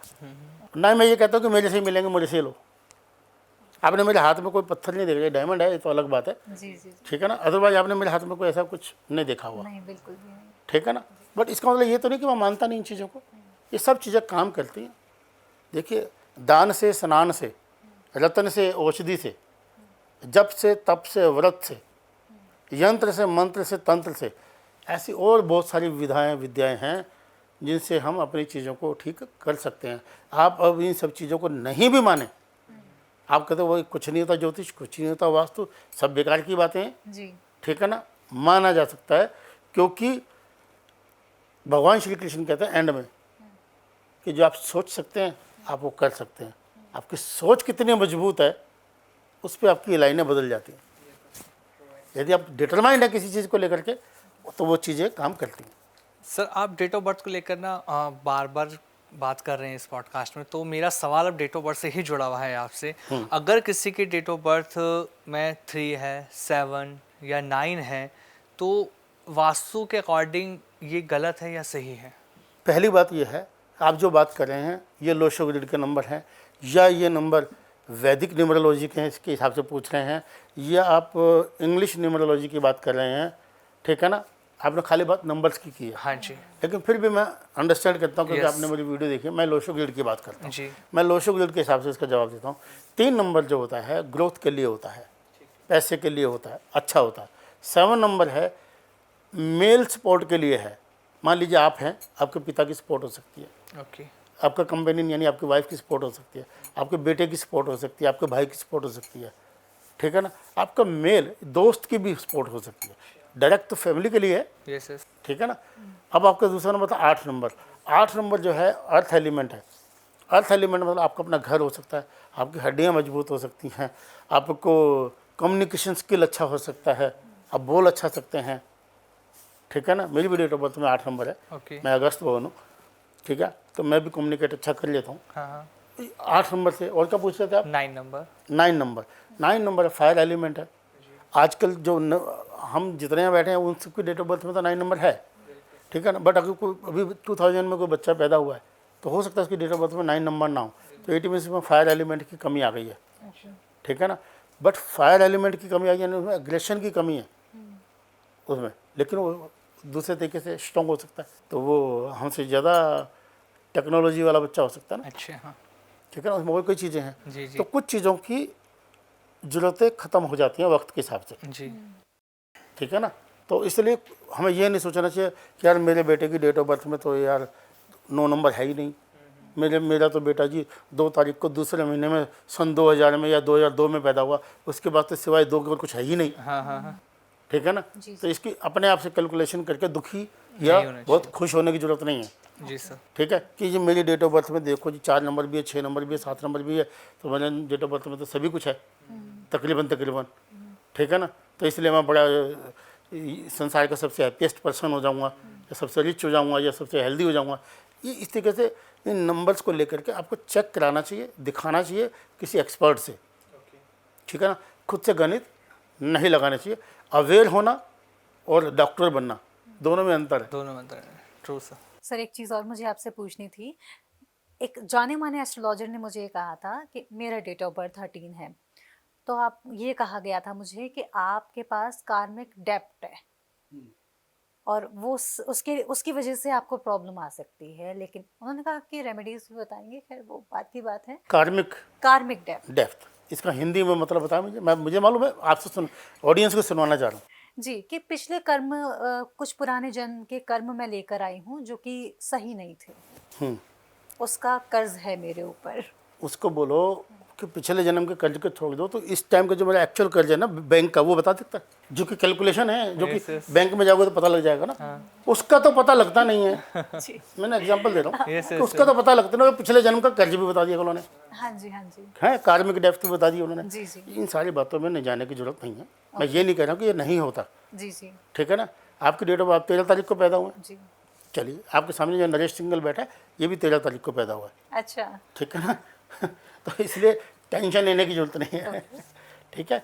ये सब चीज़ें काम करती हैं, लेकिन इस तरीके से खाली एक दिमाग में कीड़ा डाल देना, अच्छा वाला आदमी को नींद ना आए, सबसे बड़ा पाप मानता हूँ मैं। मेरे गुरुजी कहते थे कि बीमारी उतनी ही बताओ जितना तुम्हारे पास इलाज हो। अगर जिस बीमारी का तुम्हारे पास इलाज नहीं है तो बीमारी भी मत बोलो। कहते कैंसर से पेशेंट शायद बंदा 3 साल में मरेगा, अगर तुमने उसको आज बता दिया कि तुझे कैंसर है तो हो सकता है वो आज ही मर जाए, बिल्कुल परेशान हो। ठीक है। अगर आपके पास कोई रिक्शा वाला आता है और उसको भी कैंसर हो सकता है और एक रईस को भी कैंसर हो सकता है, ठीक है ना। तो रईस को बता दो क्योंकि उसका अटेंडेंट बहुत है, उसका पैसा बहुत है, उसका मेडिक्लेम भी होगा। उस गरीब का पास कुछ नहीं है, तो उसको बोलो यार ये तो दर्द होता है, तुझे भी होता है, मुझे भी होता है, तुझे थोड़ा ज़्यादा हो रहा है, वो टेंशन लेने की जरूरत नहीं, डॉक्टर को दिखा ले, खत्म बात। या उसको 2-4 रेमेडीज़ वो बता दी जो वो कर सके। हमेशा रेमेडी भी वही बतानी चाहिए जिसको सामने वाला व्यक्ति कर सके तन से, मन से, धन से। अगर वो उसको कर ही नहीं पा रहा है, मैं बोलता हूँ नहीं जी 1 जी 1.5 लाख रुपए की अंगूठी पहन लो, उसके अंदर 2 लाख रुपए वाला इसमें डायमंड पहन लो, आपका शुक्र ठीक हो जाएगा। जी फिर उसका शुक्र ठीक हो जाएगा जब इतने पैसे होंगे तो उसके पास। बिल्कुल। तो ये मतलब डिप्लोमेटिक बात नहीं करनी चाहिए, गोल गोल बात नहीं करनी चाहिए। ये बात बिल्कुल याद रखना। आपसे भी कह रहा हूँ कि जो आदमी इस तरीके से बात कर रहा है या इस गंदे ढंग से पैसा कमा रहा है डरा के, या भोले भाले लोगों की मानसिकता का फ़ायदा उठा रहा है, मैं लोगों से भी कहना चाहूँगा भाई इतना ज़्यादा बेवकूफ़ या इतना ज़्यादा अंधविश्वासी या इतने ज़्यादा चीज़ें प्लीज़ उसको रोकिए। आप पहले अपने कर्म कर लीजिए। आपका जो अपना कर्म है उस पर टिक मारिए कि क्या वो 100% सही हो गया, जो आपकी ड्यूटीज़ थी वो पूरी हो गई, आपकी जो पढ़ाई थी वो पूरी कर ली, या जो भी कुछ था, जो भी आपकी ड्यूटी, आप स्टूडेंट है तो आपकी ड्यूटी क्या है, पढ़ना, ठीक है ना। बिल्कुल। तो जो क्या आपकी ड्यूटी, अगर उसके बावजूद भी कोई बात नहीं बनती, तब फिर आपको इस ऑकल्ट साइंसेस में या अदर कहीं जाना चाहिए। आप एक्सरसाइज करते नहीं हैं, आप डाइट का ध्यान रखते नहीं हैं, उसके बाद फिर आप कहते हैं ये डॉक्टर कुछ कर देगा, तो फिर डॉक्टर तो फिर वही करेगा। तो ये थोड़ा सा समझने वाली बातें हैं। आपके माध्यम से ये चीज़ें जाएंगी तो मुझे लगेगा कि मैंने समाज के लिए कुछ अपना कंट्रीब्यूट किया, कुछ अच्छा लगेगा मुझे। सर अब मैं एक बहुत इंपॉर्टेंट क्वेश्चन आपसे पूछना चाह रहा हूँ, उसको लेकर ना बहुत ज़्यादा लोगों के अंदर मिथ भी है, लोग कंफ्यूज रहते हैं क्योंकि हर वास्तु एक्सपर्ट की अपनी बातें रहती हैं, वो अपने अकॉर्डिंग लोगों को समझाना चाहते हैं। वास्तु की दिशाएं कितनी होती हैं? कोई कहता है कि 8 दिशा है, कोई 16 बता रहा है, कोई कितनी 10 बता रहा है, सब अलग अलग बता रहे हैं। अगर मैं आपसे जानना चाहूँ इस पॉडकास्ट के माध्यम से, जो व्यूअर्स हमें देख रहे हैं वो कैसे समझें कि सही दिशाएं कितनी होती हैं वास्तु की? देखिए, जो दिशाएं हैं आप मयमतम में देख लीजिए, सम्रांगण सूत्र में देख लीजिए, गरुड़ पुराण में देख लीजिए, ठीक है, सब में दिशाएं यही बताई गई हैं। मुझे याद नहीं है, हमारे एक माइकल सर होते थे, अब एक्सपायर हो गए, वो बताते थे कि बाइबल में भी 10 दिशाओं का विवरण है। अच्छा। उनमें भी बताया गया कि मेरे पिता के घर में, परमेश्वर के घर में इतने कमरे हैं और उसका कलर पर्दे का रंग ये है, क्योंकि मैंने बुक लिख रहा था मैं अपनी, तो उस टाइम पे मैंने ये चीज़ उनसे सीखी थी। चूँकि रूटीन में हमारे को क्रिश्चियंस या मोमनस हमारे को उतने ज़्यादा क्लाइंट नहीं रहते, हालांकि मेरे तो हैं। मेरे से अगर आप पूछोगे तो मेरे को तो पता है कि फितरा कितना देना चाहिए, ज़कात कितनी देनी चाहिए, मैं भी देता हूँ, ठीक है ना। रोज़े कैसे रखने चाहिए, मेरे को तो कलमे मालूम है कि ला इलाहा इल्लल्लाह मुहम्मदुर रसूलुल्लाह, मुझे कलमे भी मालूम है। मेरे पास तो इवन देन कंपास भी वो है जो मक्का मदीना शो करता है। अच्छा। अगर मैं सऊदी में, दुबई में या अजमान में, ठीक है ना, एलएन में मैं कहीं ऐसे वो करता हूँ कहीं मैं विजिट, तो मुझे मालूम रहता है उसका, वैसे भी पता है। चलो अब तो आप लोगों की वजह से, मीडिया की वजह से सब लोग अवेयर हो गए हैं, पता है। तो दिशाएं केवल 10 हैं, बाकी बेवकूफ़ बनाने का काम है। जो व्यक्ति आपको ये बोलेगा कि 16 दिशाएं होती हैं, वो क्या बोलेगा, NNE SSE, यस, ठीक है ना। ऐसे कैसे हो सकता है कि अगर मेरे 16 बच्चे हैं तो 10 बच्चों के तो नाम हैं, 6 के नंबर हो सकते हैं क्या? उसे बोलो NNE मत बोलो, दिशा का नाम बोलो। दिशा का नाम क्या है? जैसे हम बोलते हैं उत्तर, नॉर्थ, ईस्ट, ईशान, वायव्य, बोलते हैं ना, आग्नेय। तो इसी तरीके से दिशा का नाम है। आकाश, पाताल, तो वो मतलब क्या बोलेंगे, 2 दिशा कौन सी हैं, कहेंगे ऊपर नीचे, उसका मतलब होता है सीलिंग एंड फ्लोरिंग। ओके। ऐसा नहीं है, जी। इसके ऊपर क्या है और इसके नीचे क्या है। एक वास्तु कंसल्टेंट 10 दिशाओं पे ध्यान देता है, ठीक है ना। इसका एग्जांपल है, अभी हमारा श्री राम मंदिर बना, वहाँ पे 9 कुंड बने। एक कुंड आचार्य कुंड जिसको बोलते हैं वो अलग है, बाकी 8 कुंड बने थे 8 दिशाओं के लिए। जी। 10 महाविद्या है, रावण के 10 सिर थे। तो जगह जगह पे हमारे को चीज़ें मिलती हैं। और जिसने एक्चुअल में शास्त्र पढ़े हैं, जिसने मेरी वीडियो देखी हैं, 10 वीडियो 250 वीडियो देख ली हैं, तो उनकी तो मैं कह नहीं सकता। जिन्होंने शास्त्र पढ़े हैं उनको मालूम है कि दिशाएं केवल 10 होती हैं, बाकी सब कन्फ्यूजन है। मैंने एक वीडियो डाला हुआ है कि 16 दिशाओं का महा कन्फ्यूजन। आज लोगों को इस पॉडकास्ट में भी दूर हो जाएगी कन्फ्यूजन। जी सर, जैसा कि आपने बताया कि आप विदेश भी जाते हैं और आपके पास वहाँ के अकॉर्डिंग भी कंपास होता है। अब अगर हम बात करें इंडिया की, तो इंडिया में तो चलो वास्तु पर विश्वास लोगों का मान सकते हैं कि हमारे धर्म ग्रंथों में है, लेकिन जब हम फॉरेनर्स की बात करें, वो वास्तु में कैसे मानते हैं? क्योंकि जब वो आपको बुलाते होंगे तो वो क्या बोलते हैं, वास्तु दोष लग गया है, वास्तु खराब हो गया है, और फिर जब आप उन्हें बताते भी होंगे कि आपके यहाँ वास्तु की प्रॉब्लम है, तो वो कैसे उसको एक्सेप्ट कर पाते हैं? क्योंकि हमने पढ़ा है, हमें पता है, उनका आइडियोलॉजी कैसी होती है? नहीं नहीं नहीं नहीं, ऐसा नहीं है। आप किसी मोमडन के पास जाएंगे तो वो मस्जिद में जा रहा है, किसी क्रिश्चियन के पास जाएंगे तो वो चर्च में जा रहा है, किसी हिंदू के पास जाएंगे किसी मंदिर में जा रहा है। जी जी। तो तीनों तो एक ही जगह जा रहे हैं, तीनों तो कुछ ढूंढने तो जा रहे हैं। हाँ जी जी वहाँ उनको जाकर शांति मिलती है। जी। फ़र्क इतना ही तो है, उनकी परवरिश उसी जगह पे हुई है, जी उसी माहौल में हुई है, इसलिए उनको वहाँ अच्छा दिखता है। जी जी। ठीक है ना, या उनको कनेक्ट करना ईजी है। अभी मैं किसी मोमडन को बोलूँ भाई तुम शिव जी पे जल चढ़ाया हो, तो उसके लिए बड़ा मुश्किल है वो काम करना। और ऐसा है नहीं, देश काल और परिस्थिति के हिसाब से चीज़ें अवेलेबल हैं और रेमेडीज़ भी अवेलेबल हैं। आप दूर मत जाइए, आप सिंपल बंगाल में चले जाइए, वहाँ पे लोग मछली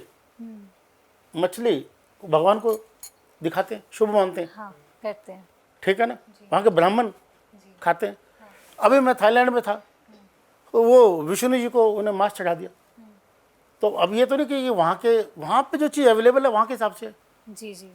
मैं तो फ़ोटो खींच के लाया हूँ। अच्छा। तो मैं कोई बात ही नहीं है इसमें। ये चीज़ें आप जो कह रहे कि वहाँ के लोग कैसे मानते हैं, अरे कैसे मानेंगे? पैसे की बीमारी तो डायबिटीज़ जैसी बीमारी है ना, सबको है। अगर वो पैसे से परेशान है तो हमें बुलाएगा, और उसको जो है उसकी वाइफ से प्रॉब्लम है तो भी हमें बुलाएगा। वो हमें चीज़ें नहीं बताएगा, वो हमारे को अपनी प्रॉब्लम बताएगा। अगर हम उसकी प्रॉब्लम का कुछ सॉल्यूशन उसको दे रहे हैं और कुछ टाइम के बाद उसको पॉजिटिव इम्पैक्ट आ रहा है तो उसको मानेगा। आप क्रिश फिल्म देखिए आपने, क्रिश? जी जी। हाँ जी। क्रिश फिल्म में ऋतिक रोशन एक वेल्थ ऑफ फाउंटेन पे चढ़ता, फाउंटेन पे, है ना। चलो फिल्म इसमें चढ़ा दिया अलग बात है, बट वो जो है वो फेंग शुई के अकॉर्डिंग बना गया। हमारे गुरु जी का बनवाया हुआ है, डॉक्टर पूर्णचंद राव जी का। ठीक है, गूगल करेंगे पता लगेगा। ठीक है, उसमें है क्रीक 1965-66 के आसपास, दुबई की बात कर रहा हूँ। अच्छा। दुबई में एक आर्टिफिशियल नदी बना दी गई है, उसे क्रीक बोलते हैं, यानी समुंदर से थोड़ा हिस्सा निकाल के ठीक है। आर्टिफिशियल है। 1967 तक, 67 तक तो वहाँ पे रुपया चलता था, दिरहम तो बाद में आया वहाँ पे। तो वो लोग, उनको कोई लेना देना नहीं है, वो इतने ब्रॉड माइंडेड भी हैं, उनको जिस चीज़ से फ़ायदा होता है उसको अडॉप्ट कर लेते हैं। सिंपल सी बात है। अगर अपने पास में कोई, मैं पेशेंट हूँ, सामने वाला डॉक्टर जो है क्रिश्चियन है या मोमडन है, या पेशेंट मोमडन है या क्रिश्चियन है, या वो हम फॉरेन में जा रहे हैं, तो उसकी जात धर्म देख के थोड़ी ना इलाज कराते हैं। बिल्कुल। ठीक है ना, हमें उससे बेनिफिट होना चाहिए, दैट्स इट। ओके। हमें उसकी नीयत पे, उसकी नीति पे भरोसा होना चाहिए, जी जी। बस इतनी सी तो बात है। तो वहाँ पे फेंग शुई के बोल दिया, कहीं में ताई ची बोल दिया, ठीक है ना, कहीं में यिंग एंड यांग बोल दिया गया, कहीं में हमें पाप और पुण्य बोल दिया। बात तो वही है, बात वही है। वो लोग मानते हैं, बिल्कुल मानते हैं। और मेरे पे तो लंबी ह्यूज लिस्ट है। मेरा तो रेडियो 89.4 में प्रोग्राम आता है, दुबई में, अच्छा। यूए में। जी जी। ठीक है ना, तो मेरे को तो जब लंबी स्टोरी है, छोटा सा बता देता हूँ। तो मेरे को वहाँ पे रेडियो स्टेशन पर पकड़ लिया गया, क्योंकि जो आखिरी क्वेश्चन था, मेरे को कुछ एक पेज बना के दिया गया था कि आप ऐसे क्वेश्चंस का इस्तेमाल नहीं कर सके, सॉरी, शब्दों का, जैसे तिलक, पूजा, अच्छा। शास्त्र। अच्छा। मुझे बड़ा अजीब सा लगा, मैं कहा पहले तो बताया नहीं था इन्होंने। अब मैं रेडियो स्टेशन पे आ गया तो अब ये बोल रहे हैं, इतने किलोमीटर उड़ के आ गया मैं, तो मुझे बुरा लगा। फिर मैंने एक बात सोची अपने मन में, मैं कहा नरेश सिंघल तो बार बार कहता है कि वास्तु जो है साइंटिफिक है। अगर साइंटिफिक है तो इन शब्दों का मोहताज क्यों है? बिल्कुल। तो इन्हीं की भाषा में जवाब देना भाई। फिर भी गड़बड़ हो गई, पूरी की पूरी लाइन चल रही थी, 20 लाइनें थी रेडियो स्टेशन की। तो आखिरी क्वेश्चन, किस्मत थोड़ी सी ऐसी थी, ख़राब कहूँगा या अच्छी कहूँगा, आप डिसीजन लेना। तो उन्होंने आखिरी क्वेश्चन कहते इबादत कैसे करें। क्वेश्चन था इस्लामुद्दीन का, वो व्यक्ति ओरिजिनली पाकिस्तान का था लेकिन दुबई से क्वेश्चन था। अच्छा। अब दुबई में था, अजमान में था, रेडियो स्टेशन अजमान में है, अच्छा अच्छा। वो आता वो दुबई में। जी जी। हाँ, मेरे मुँह से निकल गया गलती से। मैंने कहा खाते समय, बनाते समय, पढ़ते समय, पूजा करते समय ईस्ट फेस होना चाहिए। तो ईस्ट फेस होना चाहिए। अब पूजा और ईस्ट दोनों शब्द अलग अलग थे। वो लोग वेस्ट में करते, हम लोग ईस्ट में करते। ठीक है ना, फिर पूजा का मतलब नहीं था। हाँ। तो गड़बड़ हो गई। तो कुल मिला के कुछ दिक्कत हुई, पकड़ा गया, पुलिस वुलिस सब, बहुत लंबा चौड़ा हुआ सीन, मैं बता नहीं रहा हूँ। आखिर में मेरे को शेख जायद के सामने पेश कर देगा। तो अब मुझे तो मालूम नहीं था कौन है कौन नहीं, तो अपने तो बोल दिया। मैंने कहा ये देखो जी, ये आपका मक्का मदीना है। मैं इधर से देख रहा हूँ तो इधर से ईस्ट है, तो इधर से वेस्ट ही होगा ना, इधर से नॉर्थ होगा तो साउथ ही होगा ना। तो वो बाबा रामदेव की वजह से थोड़ा बहुत जानते थे, हिंदी तो पूरी समझते थे, जेंडर चेंज कर देते, तो खाती तो पीती। अच्छा। बाकी बोलते वो सही थे, हैं। तो मैं समझ रहा था। तो मैंने उन्हें कुछ चीज़ें बताई, उनके पर्सनल के बारे में भी कुछ बताई। तो जब मैंने उनको बताया कि आप लोग नॉनवेज खाते हैं तो नॉनवेज में को पचने में बहुत लंबा टाइम चाहिए, तो इसलिए जो वज्रासन होता है जिसको ये नमाज अदा करना बोलते हैं, ठीक है ना, तो वज्रासन ही तो है, घुटने पीछे रखते हैं ना, ऐसे करके ना पैर पीछे रख के करते हैं ना, तो वो समझ गए। मैं कहा जी इस्लाम पूरा साइंटिफिक है, कोई भी धर्म जो है ना वो साइंटिफिक बेस तो रखता ही है। बिल्कुल। तो मैंने उनको बोला, ऐसे बहुत सारी बातें बताई जिस वजह ने उन्होंने मुझे मरहबा मरहबा करके, मैं वहाँ का शाही मेहमान रहा हूँ, एयरलाइन में महल में घूमने का मौका मिला। कहने का मेरा मतलब ये है कि अगर आपके पास एक्चुअल में नॉलेज है, आप में दम है, तो कोई क्यों नहीं मानेगा भाई, क्यों नहीं मानेगा। ये आपका माइक है, अगर ये आवाज़ इससे आ रही है या जा रही है या ये रिकॉर्ड कर रहा है तो कोई क्यों नहीं मानेगा, बिल्कुल मानना ही पड़ेगा। चलिए सर, अब इस पॉडकास्ट में कुछ रेमेडीज भी आपसे जाननी है, रील वाली नहीं जाननी है, जो लोगों के लिए काम करे, हमें वो वाली रेमेडी। हाँ, रील वाली तो कहते हैं ना, कॉन्वेक्स बस वो कभी स्विच वर्ड वगैरह ये सब नहीं करना है, ये हमें नहीं, मैं तो कहता हूँ, मैं कहता अच्छी बात है, ये चीज़ें काम करती हैं, बट किन लोगों के लिए काम करती है, जिनके पास इससे ऊपर की डेप्थ नहीं है। अरे भाई अगर यही करना है तो फिर तो राम का नाम ले लो, सही बात है। फिर तो उससे बड़ा वही है। उससे बड़ा स्विच वर्ड कोई नहीं है। तो फिर अगर ऐसे करना है तो फिर सभी जितने भी जैसे कॉलोनीज में हैं वहाँ पे सबको यही करवाओ, बेचारे 1000 रुपये की उनको दिहाड़ी नहीं मिलती, कुछ तो मिलेगा उनको, ठीक है ना। तो सर, वास्तु के हिसाब से हम कौन सा ऐसा उपाय करें कि जो हमारा बिजनेस है वो अच्छा ग्रो करने लगे? किसी भी चीज़ के लिए मैंने पहले बताया कि फंडामेंटली हमें ठीक होने चाहिए, क्लियर होने चाहिए, हमारी नीयत साफ होनी चाहिए, पहला फंडा, ठीक है ना। अगर हम ऐसे शब्दों का इस्तेमाल करते हैं कि मुर्गी फंस गई, मुर्गा फंस गया, बकरा कट गया, बकरा, ठीक है ना, अगर हम अपने ग्राहक का, अपने आने वाले व्यक्ति का अगर मानसिक रूप से उसको रिस्पेक्ट नहीं कर रहे, ठीक है ना, तो आप ये मान के चलें कि भाई आपको बरकत नहीं होगी। पहला नियम है ये। हमारे पास वो लाइव एग्जाम्पल टाटा जी हैं, ठीक है ना, रतन टाटा को हिंदू नहीं है, बट उनका प्रिंसिपल है, हर आदमी उनकी रिस्पेक्ट करता है, ठीक है ना। और भी बहुत धनी है, उनकी रिस्पेक्ट नहीं करते लोग, उनको ये तो कहते हैं पैसे वाला है। तो हमारे गुरुजी बोलते थे, धनवान व्यक्ति वंदनीय तो हो सकता है, पूजनीय नहीं हो सकता। पूजनीय नहीं हो सकता, बिल्कुल सही, ठीक है ना। आप एक संत के पैर छू देते हैं, उसके बाद क्या मिलता है, कुछ नहीं मिलता। ये लेकिन कि धनवान के पैर नहीं छूते, आपसे सेकंड करते हैं, आप फोटो तो खिंचवा लेंगे उसके साथ। तो खैर, अब आपकी बात जब थी कि रेमेडीज़ की बात, कि उसको व्यापार, दूसरी चीज़ उसको जो जिस गद्दी पे वो बैठता है और जिस टेबल पे वो बैठ रहा है उसको खुद से साफ करना चाहिए। अच्छा, अच्छा, उसके जो ड्रॉर्स हैं उसमें सिक्के डाल के रखें, कॉइन्स डाल के रखें। ये चीज़ का ध्यान रखें कि वो समटाइम्स क्या होता है कि जो उसकी कंपनी का लोगो होता है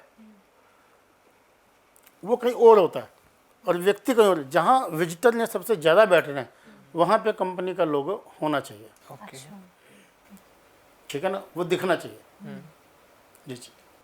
वो जो भी उसका जो भी विजिटिंग कार्ड है या जो उसका बिल बन रहा है वो उसको रिप्रेजेंट करना चाहिए इसके बिजनेस को। ऐसा नहीं है कि मैं लिख दूं नरेश इंटरप्राइजेस, अब आप समझ नहीं पा रहे, लेकिन वास्तु नरेश लिखा है तब समझ पा रहे हैं। तो इससे कुछ फंडामेंटली कुछ लोग गलती करते हैं, वहाँ पे होना चाहिए। अदरवाइज कुछ हम ऐसा नहीं कर सकते कि भाई हमने एक बटन दबाएंगे तो इससे तरक्की हो जाएगी, ऐसा बिल्कुल नहीं है। हमें अपना काम तो करना ही पड़ेगा। अब जो चीज़ें हैं एकदम दीवार से कई बार सट के बैठे होते हैं, वो नहीं होना चाहिए। एकदम से थोड़ा सा एकदम कमर निकाल के नहीं पड़ना चाहिए। स्टडी में भी लागू होता है ये चीज़, पढ़ाई जो स्टूडेंट है उनके लिए भी लागू होती है चीज़। ऐसे कमर झुका के बैठे होते हैं ना कई बार बच्चे भी, हाँ, ऐसे नहीं बैठना चाहिए। ये किसी को भी नहीं बैठना चाहिए और बिजनेस में तो बहुत बड़ा लॉस कर देता है, डाउन कर देता है। जो उच्च अधिकारी हैं, दंडाधिकारी हैं, IAS हैं, IPS हैं, उनको सेडान गाड़ी नहीं लेनी चाहिए, ऊंची गाड़ी लेनी चाहिए। अच्छा, मैं नाम नहीं लूँगा, मैंने किसी जज के यहाँ गया तो मैंने उनको बोला, मैंने कहा जी मुझे नहीं मालूम था उस टाइम तक कि जज हैं, अच्छा, जिन्होंने भेजा था ऐसे ही भेज दिया था। तो मैंने कहा जी आपके पास गाड़ी कौन सी है? उसको बड़ा अजीब लगा कि वास्तु के लिए बुलाया, गाड़ी पूछ रहा है। कहा जी बताओ जी गाड़ी तो कहीं है, जाट है वो। कहते जी गाड़ी तो कहीं है। मैं कहना जी आप जिसमें जाते हो, तो जी होंडा सिटी है। मैं कहा ये जब से आपने गाड़ी ली है आपके पास ये दिक्कत आ गई है, आपको ऊंची गाड़ी में लाना चाहिए। उनको बात समझ में आई, आप हैरान होंगे उन्होंने वही होंडा सिटी मुझे गिफ्ट कर दी। अच्छा, मैंने 3 साल रखा उस गाड़ी को। गाड़ी से और बता देता हूँ अगर आप छोटी गाड़ी ले रहे हैं, मान लो एल्टो ले रहे हैं, है ना, वैसी कोई गाड़ी ले रहे हैं, तो ब्लैक नहीं लेनी चाहिए। अच्छा।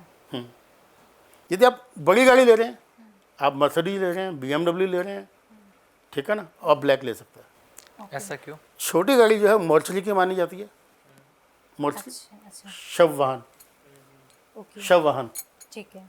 डेड बॉडीज को जिसमें लेके जाते हैं। जी जी जी। बड़ी गाड़ी स्टेटस सिंबल है, यानी हाथी काला, हाथी की सवारी है, वो महंगी गाड़ी है। तो मैं भी आप लोगों के लिए भी कामना करूंगा आप भी हाथी पे चलें, इसीलिए उसको बोलते हैं गज केसरी योग बोलते हैं एस्ट्रोलॉजी में। जी जी जी जी। बाकी उसके नंबर्स वगैरह हैं, ये हैं। नंबर्स की बात कर लेता हूँ तो नंबर गाड़ी का हमेशा ऐसा लेना चाहिए जो बढ़ते क्रम में हो, आखिरी नंबर सबसे बड़ा होना चाहिए। अच्छा। मतलब बाकी बहुत सारी चीज़ें हैं, एक टिप्स देने वाली बात है कि आखिरी नंबर सबसे बड़ा होना चाहिए, ठीक है। ये नहीं हो कि मेरा नंबर 9999 है और आखिर में 1 है। ओके। तो सर जब भी हम रेमेडीज़ की बात भी कर रहे हैं, कुछ स्टूडेंट्स के लिए रेमेडीज़ ले लेते हैं। बच्चे बड़े परेशान हैं पढ़ कर, लेकिन रिजल्ट जो चाहते हैं वो नहीं आते, या फिर अभी एग्जाम्स भी आने वाले हैं बच्चों के, तो वास्तु के हिसाब से कहाँ बैठ के पढ़ाई करें कि अच्छे नंबर आएंगे, मन भी लगे पढ़ाई में? देखिए, एक ना हमारे यहाँ पे, मैं कुछ जाति पाति पे नहीं जा रहा हूँ, जी जी हमारे यहाँ पे ना एक कम्युनिटी है कायस्थ, जी जिसे हम बोलते हैं ना सक्सेना, जी, जी। ये सब होता है ना लोग, हाँ जौहरी वगैरह, है ना, जी। श्रीवास्तव वगैरह, इनकी ना ये ना कलम दवात की पूजा करते हैं। आप देखेंगे मेजोरिटी में ये लोग ना बहुत पढ़े लिखे हैं और बहुत अच्छी पोस्ट पे हैं। ये बिजनेस कम्युनिटी नहीं है, पढ़ाई वाली है। तो अपने को एक कलम और एक दवात समझते हैं, हाँ इंक। इंक पोट, हाँ। ठीक है ना, जी। वो लेकर के हमें वो यूज़ करना चाहिए। अच्छा। चाहे थोड़ी देर के लिए करें, दिन में 2 मिनट के लिए करें, ठीक है। होल्डर होता था या कलम, जी जी। लकड़ी की कलम होती थी, ठीक है ना, उसकी वो करें, वो रखें। स्टूडेंट कमर निकाल के नहीं पढ़ें, किताबों को बिखेर के ना पढ़ें। अगर वो कंप्यूटर पे भी या लैपटॉप पे भी या काम कर रहे हैं किसी ऐसे गैजेट पे भी, तो बहुत सारे विंडोज़ ना खोल लें, बहुत सारा खोलना लें। अच्छा। जितना उनको जो ज़्यादा ज़रूरी है उतना ही खोलें, ठीक है। नहीं तो फिर वो डिस्ट्रैक्ट हो जाएंगे। पहले आपने ये किताब पढ़ी तो फिर दूसरी पढ़ने लग गए। आप पहले ये वाली वीडियो देख रहे थे, फिर देखते देखते मतलब आप वास्तु से शुरू होते रेसिपी भी आ गए, होता है ना ऐसे, जी। क्योंकि हम स्क्रॉल करते रहते हैं। तो इसी तरीके से, तो ये चीज़। दूसरी चीज़, एकदम दीवार से सटा हुआ नहीं होना चाहिए, ओके। डिस्टेंस होना चाहिए। कोशिश होनी चाहिए कि जिस चेयर पे हम हैं वो व्हील वाली नहीं होनी चाहिए। पर इसका क्या कारण है? वो डिस्टर्ब होगा, डिस्ट्रैक्ट होगा। लकड़ी की रहेगी और अर्थ एलिमेंट है। अर्थ क्या है, लकड़ी क्या है, पेड़, यानी बढ़ेगा, ग्रो के लिए, ग्रोथ के लिए। और अपने जो भी pen, pencil, paper, geometry box, जो भी कुछ है या जो भी स्टडी मटेरियल है, यदि आप अफोर्ड कर सकते हैं तो किसी से गिफ्ट नहीं लेना चाहिए। अच्छा। मैं ये नहीं कह रहा हूँ अगर कोई गरीब है तो नहीं लेगा या आपको नहीं देना चाहिए। फिर भी अगर आपको कभी डोनेट भी करना है तो उससे अच्छा 1 रुपये ले लीजिए, ले जो लीजिए, ताकि इसको फलीभूत हो। सर लास्ट रेमेडी मैं आपसे जानना चाहूँगा, फिजिकल और मेंटल हेल्थ के लिए हम कौन सी टिप्स अपनाएं वास्तु की? देखिए, आपने पहले भी एक बात की थी कि क्या वास्तु से बीमारी का पता लग सकता है? बिल्कुल पता लग सकता है। यदि नॉर्थ ईस्ट में कोई समस्या है तो वहाँ पर आपको, नॉर्थ ईस्ट वास्तु का सिर है, सिर मतलब वहाँ पे आपको डिप्रेशन हो सकता है, एग्रेशन हो सकता है, एंजाइटी हो सकती है, या कोई अदर मानसिक तनाव हो सकता है, अवसाद हो सकता है। अवसाद वाला आलस भी हो सकता है, डिप्रेशन भी हो सकता है, ठीक है ना, काम को पोस्टपोन कर रहे हैं, पेंडिंग कर रहे हैं, वो भी हो सकता है। डिसीजन नहीं ले पाते, आपको क्लैरिटी ही नहीं मिलती ओके। कि करना क्या है। कि यार सिंगल साहब का पॉडकास्ट अंशिका ने करना है या आमिर ने करना है, चलो तुम भी कर लो, चलो मैं कर लेता हूँ, चलो दोनों कर लेते हैं, ठीक है ना। तो कन्फ्यूज़न रहता है। तो इसलिए वो, अगर आप कुछ भी नहीं कर सकते, किसी आर्किटेक्चर प्लान को चेंज नहीं कर सकते, एटलीस्ट ये जरूर देखिए कि उसके अंदर में कोई गंदगी ना हो, कोई गड़बड़ी ना हो, कोई बहुत वजन ना डाल दिया हो, उसको स्टोर ना बना दिया हो, उसे वहाँ पे जूते या इस टाइप का कोई सामान ना रख दिया गया हो, वो कर दीजिए। इसी तरीके से यदि घर के सेंटर में कोई प्रॉब्लम है तो वहाँ पर आपको किडनी की प्रॉब्लम हो जाती है, कोई और समस्या खड़ी हो जाती है। और यदि आपको साउथ वेस्ट में कोई दिक्कत है तो आपको टांगों में दिक्कत होती है, आपको टांगों में दर्द हो जाएगा, इसमें दर्द, तीनों में दिक्कत है तो फिर तो महाकल्याण हो गया, फिर तो कह ही नहीं सकते, ठीक है ना। अदरवाइज फिर तो रोगी होगा ही होगा वो। अगर ये नॉर्थ ईस्ट भी कटा हुआ है, साउथ वेस्ट भी कटा हुआ है, तो ऐसे देखने में मिलता है कि वहाँ पे सुसाइडल टेंडेंसी बन जाती है। अच्छा। हाँ, वो इतना हैवी डिप्रेशन में चले जाते हैं, कुछ खा लेते, भले मरे ना मरे वो अलग बात है, मृत्यु तो उनकी जब आनी है, तो मृत्यु तो Attempt कर लेंगे। किसी स्वस्थ व्यक्ति की भी आ सकती है। जी जी जी। बट इस तरीके से कष्टकारी ना हो, तो जगह जगह पे हमारे को ये बताया गया है, यदि साउथ ईस्ट में दिक्कत है तो बंदे को ये शोल्डर, आपने देखा ये शोल्डर जाम हो गया, बाजू नहीं उठ रही है, तो वो चेक करें उनके घर का साउथ ईस्ट में दिक्कत होगी। यदि ये वाली बाजू है तो उनको बोले नॉर्थ वेस्ट में दिक्कत होगी। एवरी टाइम हेडेक रहता है, माइग्रेन रहता है, ठीक ही नहीं हो रहा, तो वहाँ पे नॉर्थ ईस्ट में दिक्कत आएगी। तो ये छोटी छोटी सी चीज़ें हैं कि जिनका अगर हम ध्यान रखेंगे तो हमें बचा जा सकता है। हाँ, अगर हमें माइग्रेन हो गया, हमें किडनी प्रॉब्लम हो गई, फिर हमने उसको वास्तु ठीक कराया, तो फिर उसको बहुत बड़ा असर नहीं आता। ये जितनी भी चीज़ें हैं पहले की हैं, होने के बाद की नहीं है। ये 90% लोग हमें तभी कॉल करते हैं कि जी हमारा फलाने को कैंसर है, फलाने को ये है। तो भाई ये याद रखने वाली बात है, हम किसी मेडिकल बैकग्राउंड से नहीं आते हैं, ठीक है ना। हम सीधे सीधे डॉक्टर नहीं हैं। ऐसा नहीं है कि हम कोई दवाई नहीं खाते हैं या हमें कोई दिक्कत आती नहीं है, बट हमें किसी चीज़ की नॉलेज है तो हम उसकी प्रिकॉशंस ले लेते हैं, बस इतना ही फ़र्क है। Thank you so much sir, जिस तरह से आपने पूरे वास्तु को लेकर जो आज ये जानकारी दी ना इस पॉडकास्ट, बहुत शानदार जानकारी रही, बहुत मज़ा आया आपसे बात करके। सारे मिथ आपने क्लियर कर दिए, जो डाउट्स थे हमारे अंदर वो भी क्लियर हुए, और व्यूअर्स के लिए को भी बहुत मज़ा आया होगा इस पॉडकास्ट को देख के। Thanks for coming sir, thank you so much. Thank you, sir. नमस्कार सर। तो ये सर के साथ जो हमने आज ये पॉडकास्ट किया वास्तु को लेकर, सच में कि अलग ही पॉडकास्ट रहा। मतलब जिस तरह से पूरा पॉडकास्ट शुरू हुआ, लास्ट में रेमेडीज़ आपको इतनी सारी भी बता दी, उसके बीच में जो मिथ थे वो भी सर ने क्लियर कर दिए। तो आपको ये पॉडकास्ट कैसा लगा आप कमेंट करके ज़रूर बताइएगा, क्योंकि इस पॉडकास्ट के बाद जो भी आपके सवाल थे उनके जवाब तो आपको मिल ही जाएंगे, लेकिन इसके बाद भी अगर कुछ रह गया है जो आप जानना चाहते हैं, जो आप पूछना चाहते हैं, तो डिटेल्स हमने सर की दे रखी है। आप उन नंबर पर कॉल करके अपॉइंटमेंट लेकर कंसल्टेंट कर सकते हैं सर से, क्योंकि वास्तु की जानकारी होना बेहद ज़रूरी है। वो भी पूरी रील्स वाला ज्ञान नहीं मिलेगा इस पॉडकास्ट में, आपको इस पॉडकास्ट में वो ज्ञान मिला है सर से जो आपकी लाइफ के लिए बहुत ज़्यादा बेटर है। तो आज के इस पॉडकास्ट में इतना ही, अगले पॉडकास्ट में फिर आपसे मिलेंगे एक नए मेहमान के साथ। तब तक के लिए नमस्कार।